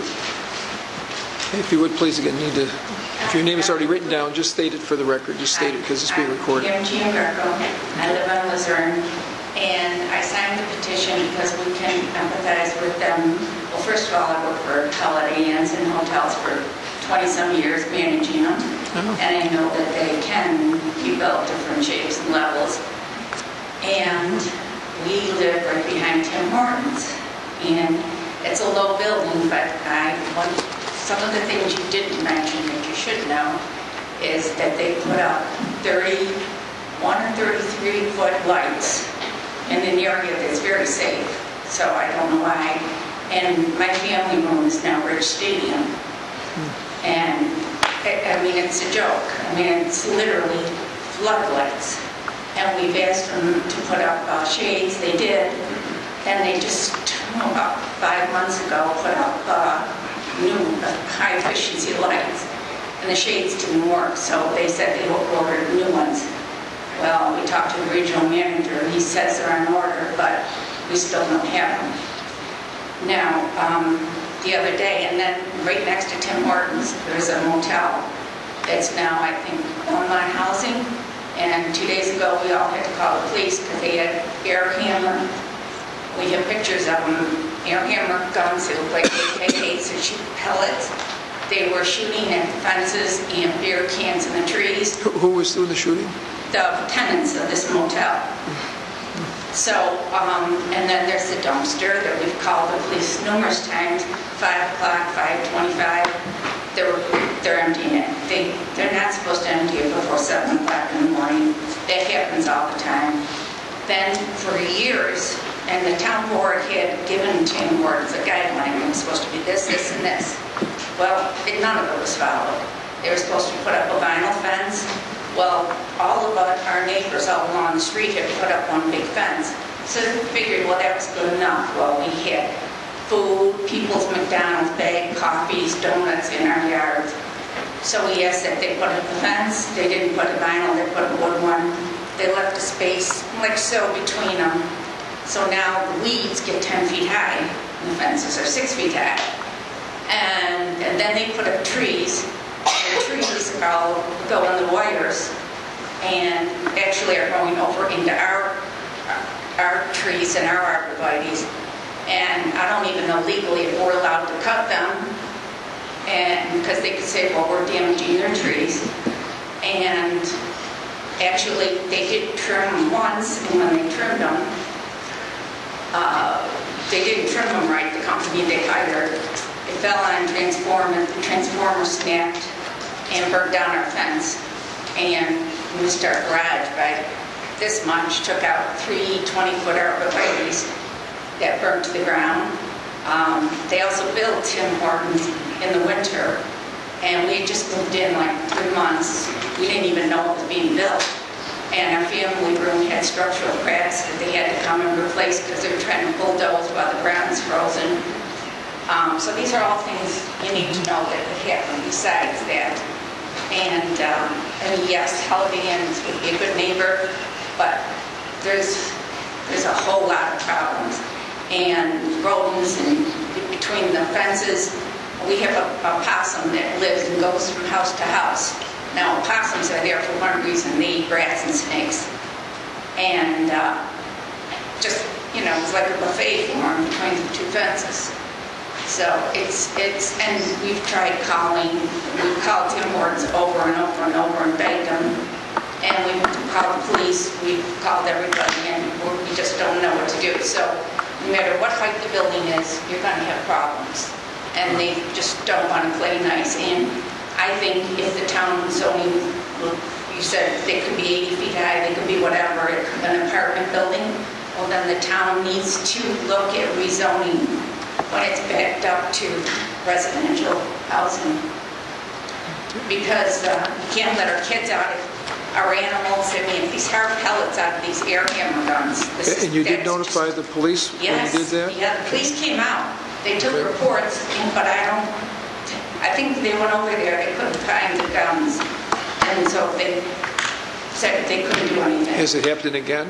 It happened 2 days ago. Okay, and is it, okay, but it was since the police investigated, it's happened again, or? I don't know if the police came. Chief, is Chief back there? Chief, are you? Okay, can you check into that, please? 2 days ago, when 2 different neighbors called. Friday, 2 different neighbors called about it. And had to put on the record, but they didn't do anything. But it's, all right. Well, I mean, we all have dogs, kids, little children, The house right behind them has two little children. Well, we'll ask the chief to look into it again. Thank you. Okay. Appreciate it. So, Thank you. and I just wanted to warn you about all the other goodies that come along with it. Okay, thank you.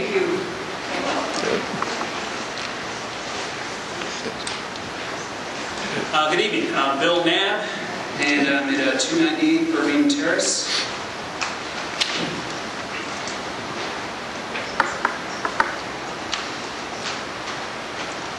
I'm trying to do two things at once here, so a little bit of time. I travel an awful lot for work. One of the most extensive years I had, I spent 210 nights in a hotel. And with all due respect, I can say this selfishly, I didn't care about the residents that were there. Hear me out, you understand what I mean. I would get in at 11:30 at night, look for a place to crash, wake up in the morning, and go to work. I say that for this very important reason. I think what you're asking for is totally, makes all the sense in the world. And if I heard you correctly, all you were really asking for is a little bit of time. And that's to wait everything out. My story means that once that hotel is built, it's too late. The people that are going to be going to that hotel don't care about the residents anymore. They care about getting their night's sleep and going to work. You need to address the town board now, if you would, please. I will. My concern is that the question that she asked is, can we just have some time? And she said, I'm not going to put too much pressure on you, or I don't want to put pressure on you, but it sounds like this is imminent. That if a decision is going to be made on Wednesday, once that decision is made, what happens then? So I guess my question would be is, what can you do? Can you delay this decision? Can you give them a little bit of time so the 200 signatures that they have will inevitably multiply so we can get that to the Holiday Inn folks? Because like I said, once it's done, it's done. So I applaud, I'll address you guys, but I'm applauding their efforts. So what can be done? We also applauded their efforts. Yes. And as you alluded to, you said you spent some 210 days in hotels. But I don't see you as a peeping Tom or someone peering out windows. I see you as a good, upstanding citizen that would be welcomed at Holiday Inn in these people's neighborhoods. Thank you, Councilman, but I'll tell you the people that I had to call the front desk about at 1 o'clock in the morning. They were peeping Toms? If I had to make the phone calls, I was not getting a good night's sleep. I understand there's great people out there, but there's always exceptions to that. So again, my question is, what can be done? I'm going to be laser sharp here. What can be done? Can it be delayed? Can that decision that may be imminent on Wednesday, can that be delayed 1 month? Yeah, I don't have to answer that question. I can't answer that. The question is, can this town board delay it? This plan is currently in front of the planning board. If the planning board chooses to delay it for whatever reason, they're an independent body. They have that right. There is no approval needed from this town board for this project at this point. So you're asking us to delay it. It's in front of the planning board right now. Sure. So I don't know if you realize that you're asking us to review site plan, which we do not do. It's a planning board issue at this point. And if they see fit that there's something that is not within the regulations, then they have the right to proceed. Okay, so I guess for clarification, they came to you asking for your help. Can you make a recommendation to the planning board that they could delay it 1 month? We don't make recommendations to the planning board, this town board. The planning board makes recommendations to us. But can our citizens go to the planning board? Absolutely. And bring these He's petitions? been a planning board for 2 years. And Have these petitions been brought to them yet?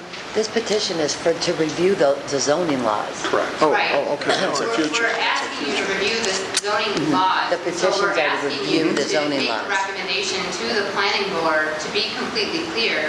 We're asking for a recommendation to the planning board to delay that decision until you've had the opportunity to look at the zoning law. Well, we wouldn't review the zoning laws. The town board itself wouldn't review the zoning laws. The planning board itself would, or the planning board would hire a consultant to review it. We wouldn't review it. But my understanding is that the town board makes all laws, correct? We do. Okay, so wouldn't the zoning be a town law? Yes. So I am not sure why then this town board wouldn't be able to review the zoning laws, and even if it's in conjunction with the planning board. My understanding is that the planning board, the zoning board, all do report back to this town board, am I correct? No. So they just give you recommendations, so they actually are higher than the town board? No, we do not have to accept their recommendations. They're independent. If they were to make, as we did tonight, all of these zoning laws that we changed tonight, when you were here for this public hearing, were recommendations from that planning board. That's why Mr. Swanekamp asked us to consider the adoption of these new laws. And this study took quite a long time. So that's how the process actually goes through.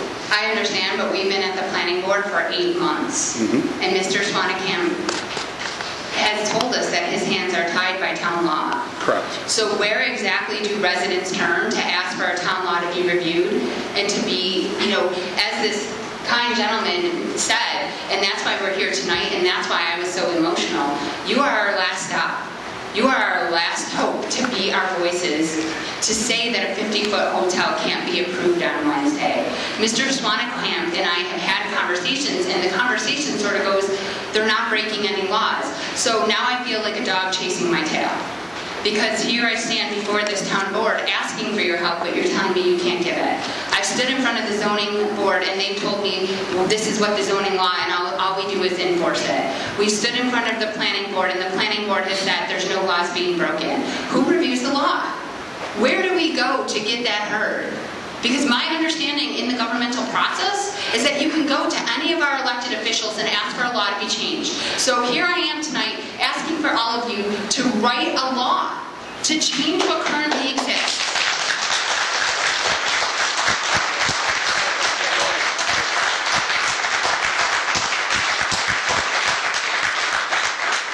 Nadine, I agree with you on that you are here asking for help. And I don't think any of us said that we would not consider this. And the process would be that if we would ask the planning board to review this and possibly change this law, I'm not sure it's going to be done in time for your project or if it can be done. I'm not sure we're going to get caught in a situation where we're trying to zone someone out. So there will always be somebody to be zoned out. Okay, I'm not sure that's legal, but okay. My point being that was your language. I'm just repeating your language. There will always be properties in the town being bought for development. The town comprehensive plan that you just accepted this evening says that that's what the town wants to do. We need to develop commercial properties. Correct. So every single time a developer buys these properties, the expectation is they can submit a plan under the current town law. So at what point do you wait until nobody's buying properties and then say now's a good time? Well, it's a good question. I don't know the answer to that. Can we change the zoning laws? Amherst did. Sure, we could. Amherst did. And what changed zoning laws tonight? I mean, I've been standing here and we've been told that, like, the reason, one of the things that cannot be done is you can't look at the area and say, well, there's no 4-story building, so this can't have a 4-story building. But yet when we look at Buffalo, they did just that. They said no micro houses. They said the Dash's storage unit didn't fit in with the area. They took a stand. They were brave. And they did what the residents wanted. Amherst did the same thing. They let a 6-story hotel go up on Main Street, and then they were like, oops, we made a mistake. Maybe we need to review how close this goes to residents. Is that what we're waiting for? I understand that you say that there's already properties that are there. So we want more? We want more 50-foot buildings in our comprehensive plan. Is that what I'm hearing this evening? All I'm asking for tonight is answers. And as the gentleman said, we want them before there's a mistake made. Somebody has to put their foot down. We elected you to be our voices. We're here. We're strong. We're sitting here and we're asking for your help. I am not sure what else we need to do. We have been to every board.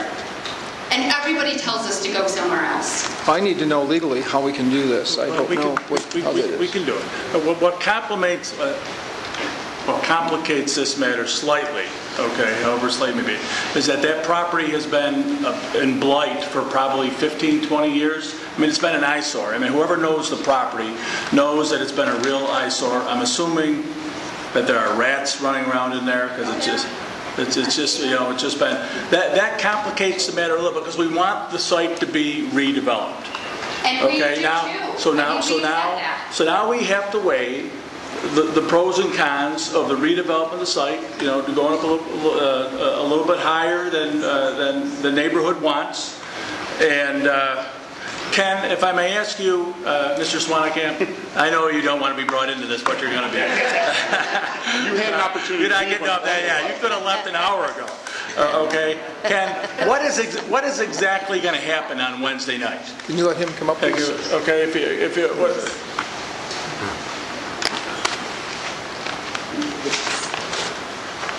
The planning board could act on this on Wednesday night. Other than the issue with the one or two entrances on Niagara Falls Boulevard, the dimensional requirements as in the code and the site plan are approvable under the current zoning. So the planning board could act. That's what could happen. Could happen. But they could I can't tell you what will happen any more than you could have said. But they could also- Tonight's meeting 3 days ago. But could they also postpone? Theoretically, you could postpone it, but the issue would become for how long and for what. I don't know from a legal standpoint whether or not, it can't be postponed indefinitely. I don't know if the town board can impose a moratorium. A study like this, Amherst has the Hyatt. They have the Hyatt and they have the Bellevue project on Main Street. Their town board, from my understanding, made some changes very quickly on height only. That's a one-issue decision. When we did the corridor studies for Delaware, Kenmore, Elmwood, those were 9-month, 2-year studies that looked at everything from building materials to green space. And then on a corridor like Niagara Falls Boulevard, which was called out to be looked at in the old plan as well as the new one, working with Amherst, the issues that you would look at would be everything from transportation to setbacks to landscaping to green space. It's not a 30-day process. 30 days you can just say we want the heights changed, but that's not a full planning study that we have done on the other corridors. That's a much longer process. So the question of whether or not that can be delayed indefinitely, I don't know the answer to that legally. Our town attorney would have to weigh in on that. And they may need some time to even think about it. But it's one thing to make a 30-day decision on one single issue, one dimensional issue. It's another thing to do a corridor study as part of your comprehensive plan. And then to make comprehensive zoning changes like we did with the corridor studies as a result of it. That's a much more long and involved process. And that is exactly what Amherst did do. They studied it for a year. They made recommendations to the town board. The planning board was against it, and their zoning board was against it. They brought it to the town board, and the town board approved it, but they did study it for a year. So, I guess to answer your question, Mr. Arminger, the town or the planning board could act on Wednesday if the issue with the driveway gets answered with the current zoning and the 5-foot variance that was granted by the zoning board of appeals. There could be action on Wednesday because there's nothing to preclude it other than saying we want to look at it. And if we are going to do that, we need to have a reason and a plan as to where we're going. And we'd certainly be glad to work with the town board on that, but right now, that needs to be clearly enunciated. It hasn't been yet. Well, the owner of the property, in my opinion, based on, may I call you Nadine? Yeah. Based on what Nadine said, he's looking to maximize his profits because he's now looking to sell the property. This other lady said we're looking to sell the property for an office building or some other use. That's maximizing his site. So he could go out on the property if he wanted to, but he's not being forced to go out on the property because he doesn't have to at this point. Okay, if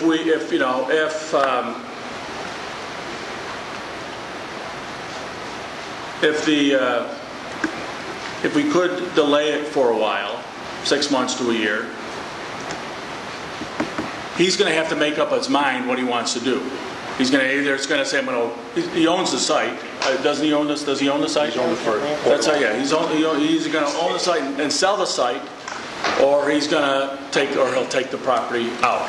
Why does he have to, what's he making his mind Well, up? if he's worried that, what? What is he making his mind up on?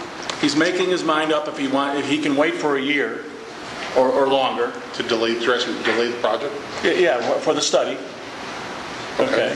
Or he could decide he's going to start building 2 months from now and take the building out. We've asked him that already, just so you know. Well, but he hasn't been forced to make a decision. He's been asked politely.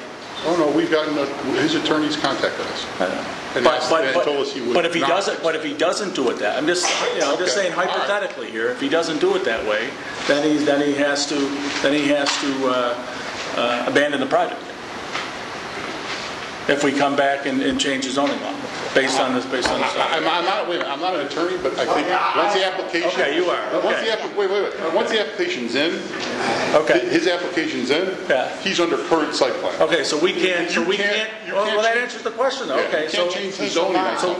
So we can do it for future projects. Be very careful on what you say during the public meeting, because anything that you say can be used against you by Holligan's attorneys against us. So don't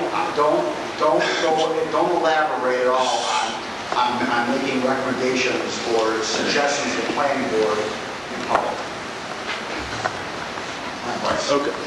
And they do have a current application in. But there'll always be a current So on all properties, there's going to be a time when there's no application in for development. Some are moving than others.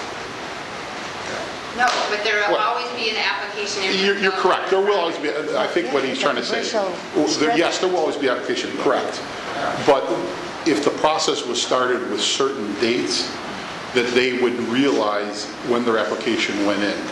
So you can't go. I don't believe you can go retroactive to change. This process has been going on for 2 years. We've been asking for the same thing at every board. Correct. At this point, for 2 years we've been asking. You said that Amherst was studied for 1 year. We've been asking for help for 2 years from every board in the town. This process could have been over. Right. Okay, well, this is the first time I'm aware of it tonight, so I'm not sure how we can go about the zoning. But okay, all right. Thank you, Ken. Yes, sir. If you would please state your name and address for the record. Tom Brzezinski, 1275 Coleman Boulevard. You did a study, the comprehensive updated plan for $15,000, and when you do a plan like that, it's to help develop the town and grow the tax base. Wouldn't it be? That's accurate. Commercial property, it's a tax base. Putting a hotel on that piece of property is going to help the tax base. Not a lot. So I'm here to try to, I don't assume to represent the 72,300 people in the town that haven't signed the petition. Okay? And I'm looking at the fact that if this organization, and I don't represent Holiday Inn, I probably have stated one a few times, but when you look at the fact that you're trying to grow the town and make the town look like a progressive town, and like you said, there are 4-story buildings. There's one on Sheridan Drive. When I mention people that there's one on Sheridan Drive, they look at me and say, no, there isn't, but there is. The town, the Newman building. Yeah, the recreation department used to be in there. And right behind it is a neighborhood. Correct. Okay? So I understand that you don't like your neighborhood to be changed. But as representatives of all of the people of the town, I think the decisions should be made for the betterment of all the people of the town. I agree. Thank you. Okay. We had someone else. Yes, ma'am. My name is Kathy Ryman. I'm on Calvert Boulevard, which is parallel to Dexter Terrace.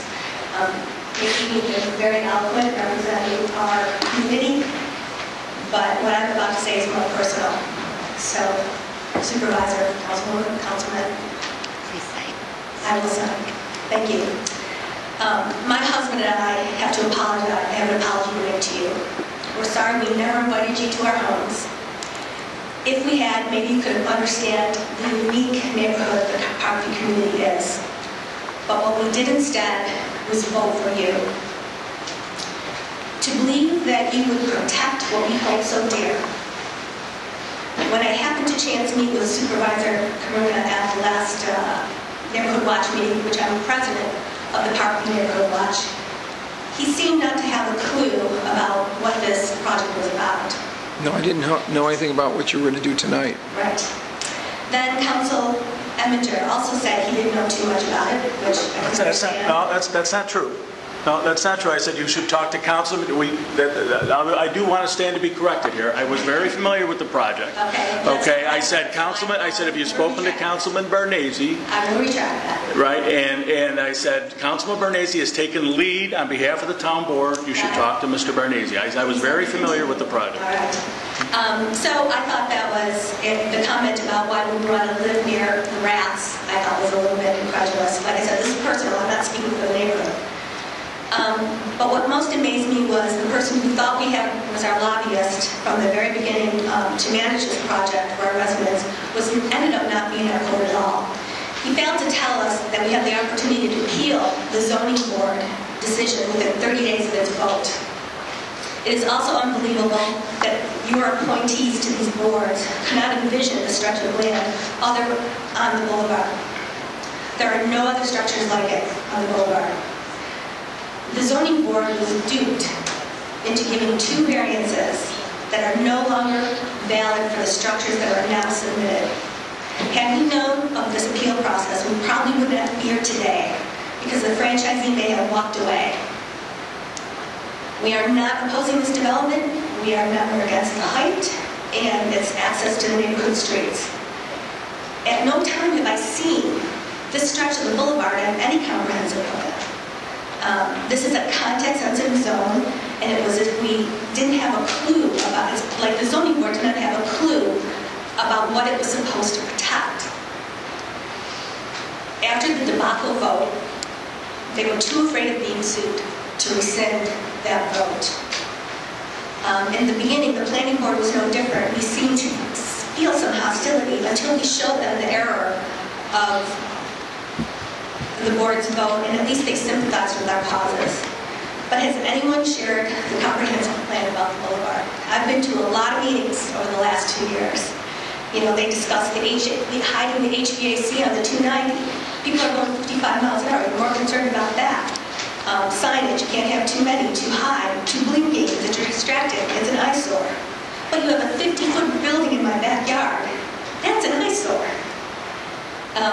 The planning of the waterfront has been immense, meeting after meeting about water views and sightlines to the shore. And again, what about the sightline from all our neighbors and all the streets that back up to this hotel?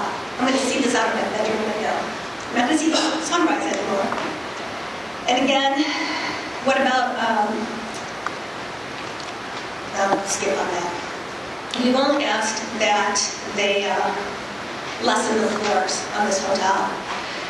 Put some kind of distorted glass. There's bubble glass. There's distortion on the top 2 floors. I have done research on this through UV that there are glasses. I have actually been in a hotel in a major city where the glass was distorted. You, the town board, are the lead agency of the town. You have the ability to reign over the zoning and planning boards, whether you think so or not. What went through these boards is an atrocity. I plead with you as a town resident, as a business owner, as a mother, as a wife, as a community volunteer, and a registered voter to reduce the height of the structure and to work with the DOT to fix the curb cuts. We are Parkview, not Hotel View. Unless you have, it is in your power and your obligation to omit this social injustice. Thank you. Thank you. Can I just ask a question about, and you may not know these answers, but as I sit here, and of course I have entirely too much knowledge about zoning laws at this point that I even care to admit to, when was that portion of the boulevard zone? Because you talked about different zoning, C1 and various zoning codes, where if it was a C1 zoning code, then it would be 35 feet would be the maximum structure. So I guess I know the zoning code has been updated from time to time, and I'm not even sure what would it take to muddle through to find out when it was zoned in the fashion that it's been zoned and is zoned today. And so I guess I don't know if any of you have that answer. You're asking what year that road was zoned? Those properties would, right. So Parkview was built in 1959. I have no clue when that was zoned to be where it was. When you're talking about 208 feet with a building that's 50 foot in height, you can see what the footprint in depth would look like. It is not going to the front of the boulevard because the Holiday Inn wouldn't allow that. That was what the actual variance was for, was to move it up closer to the boulevard. But it won't be there. It's in the middle of that lot. So quite frankly, it's probably, when we talk about all said and done, 50 feet from our fence line, or maybe it's a little bit more, I don't know. I guess I understand what the gentleman over here is saying, but here's what I'm hearing at the end of all this. We have to be afraid of a lawsuit. And so residents' voices are not being heard because we're afraid of being sued. And we're not going to do, and I'm not saying that you're saying this, but because of a lawsuit, we may not do what's right in the interest of residents. And that's what society has come to. The democratic system may not work because we're afraid somebody will sue us. And that, for me to walk into a classroom tomorrow, when my students are well aware of what's going on here tonight, is a tragedy in my teaching. Thank you. Is there anyone else wishing to speak tonight? Yes, sir, with you first, please.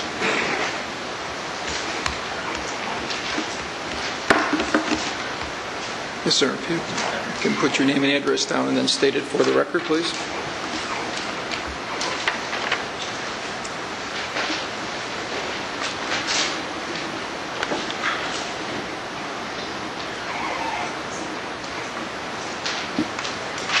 My name is Rick Millville. I live at 1522 Ellicott Creek Road, which is the last house in Parkview. About probably 25 houses down the road from me. And she did a great job. And I just want to go on the record to say that now the car wash, which is right behind my house, has put a for sale sign on. And Mr. Bernanke, who's lived there 40 years, he's been looking for his ticket out of there for a long time. But he's looking for whatever to make money on his property and get the right price because the developer is going to come in and develop it. I can see the sunrise in the morning. 6:30 is coming right through my back window, which is nice. And that will all be taken away. But the same thing could happen to me. There's 10, 50-year-old maple trees in the grove behind the car wash, which is nice, except for the propane tank they were allowed to put up. But that's beside the point. I just want to say that, consider the future too, because it could happen to me just as easy as her, and I'm just here to support her. Thank you, sir. Anyone else? Yes, ma'am.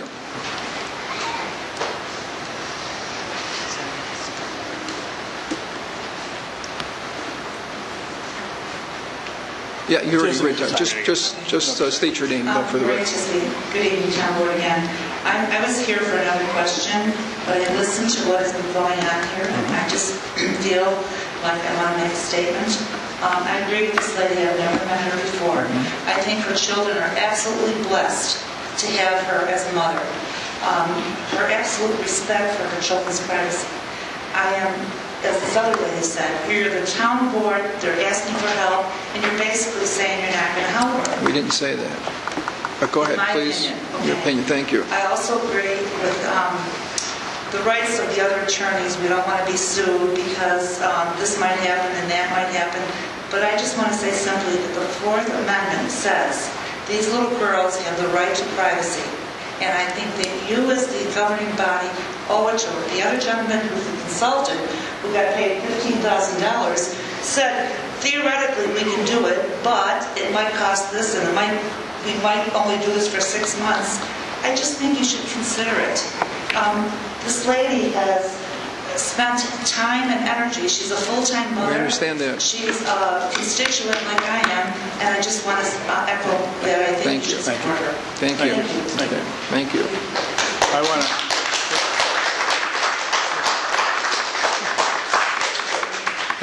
Okay. Is there anyone else tonight who would wish to address the town board?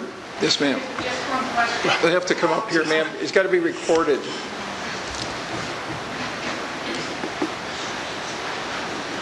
through all of this, what's happening with all these rats? Is the town letting I'm sorry, about can't- that? The Say The that. rats, The two-legged or the four-legged? the two-legged. Oh, okay. The four-legged. The four-legged, I got plans to come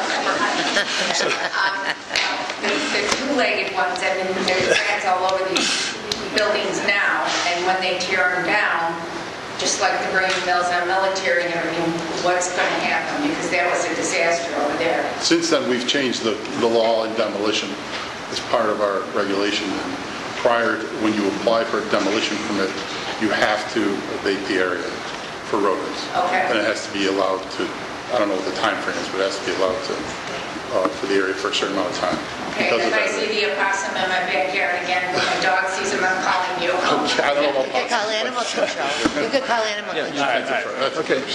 Awesome. I have one more short thing to say about the Okay, please two-legged repeat your name for the record. She did. type. I know, but you got to say it into the microphone so they don't speak. Thank you. Okay. This is referring to the two-legged type.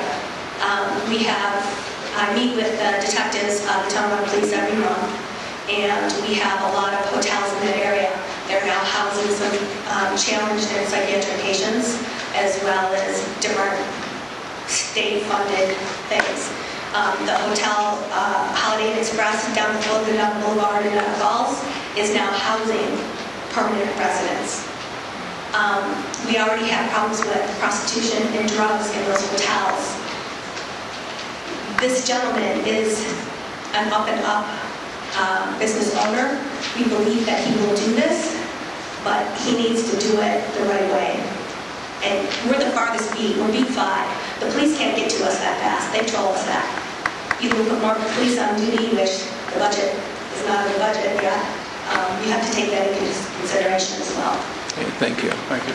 Okay, is there anyone else tonight wishing to address the town board? Mr. Supervisor, Okay. I just want to thank everyone for coming to the meeting tonight. Okay, it's very important that the public be heard.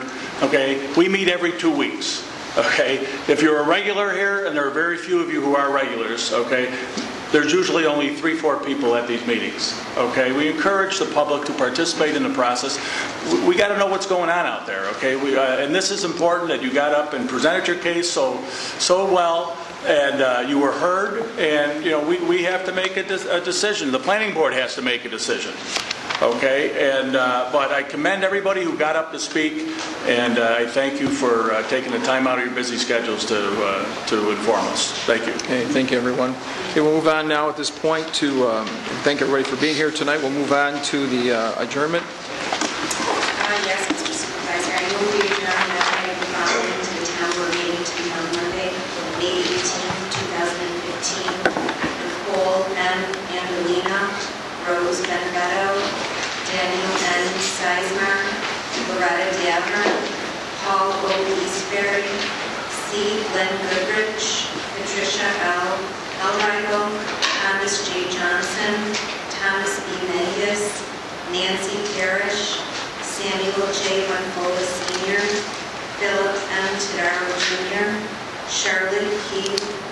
Worsnewski, Edward R. Zakaria, Jim Tomasello, Jediah Loomer. Thank you. We are a unanimous second. We have any students? I don't know And if there are any students here who need their papers signed, we'll do that at the end here. So thank you all, everybody, for coming tonight. We stand adjourned. Thank you.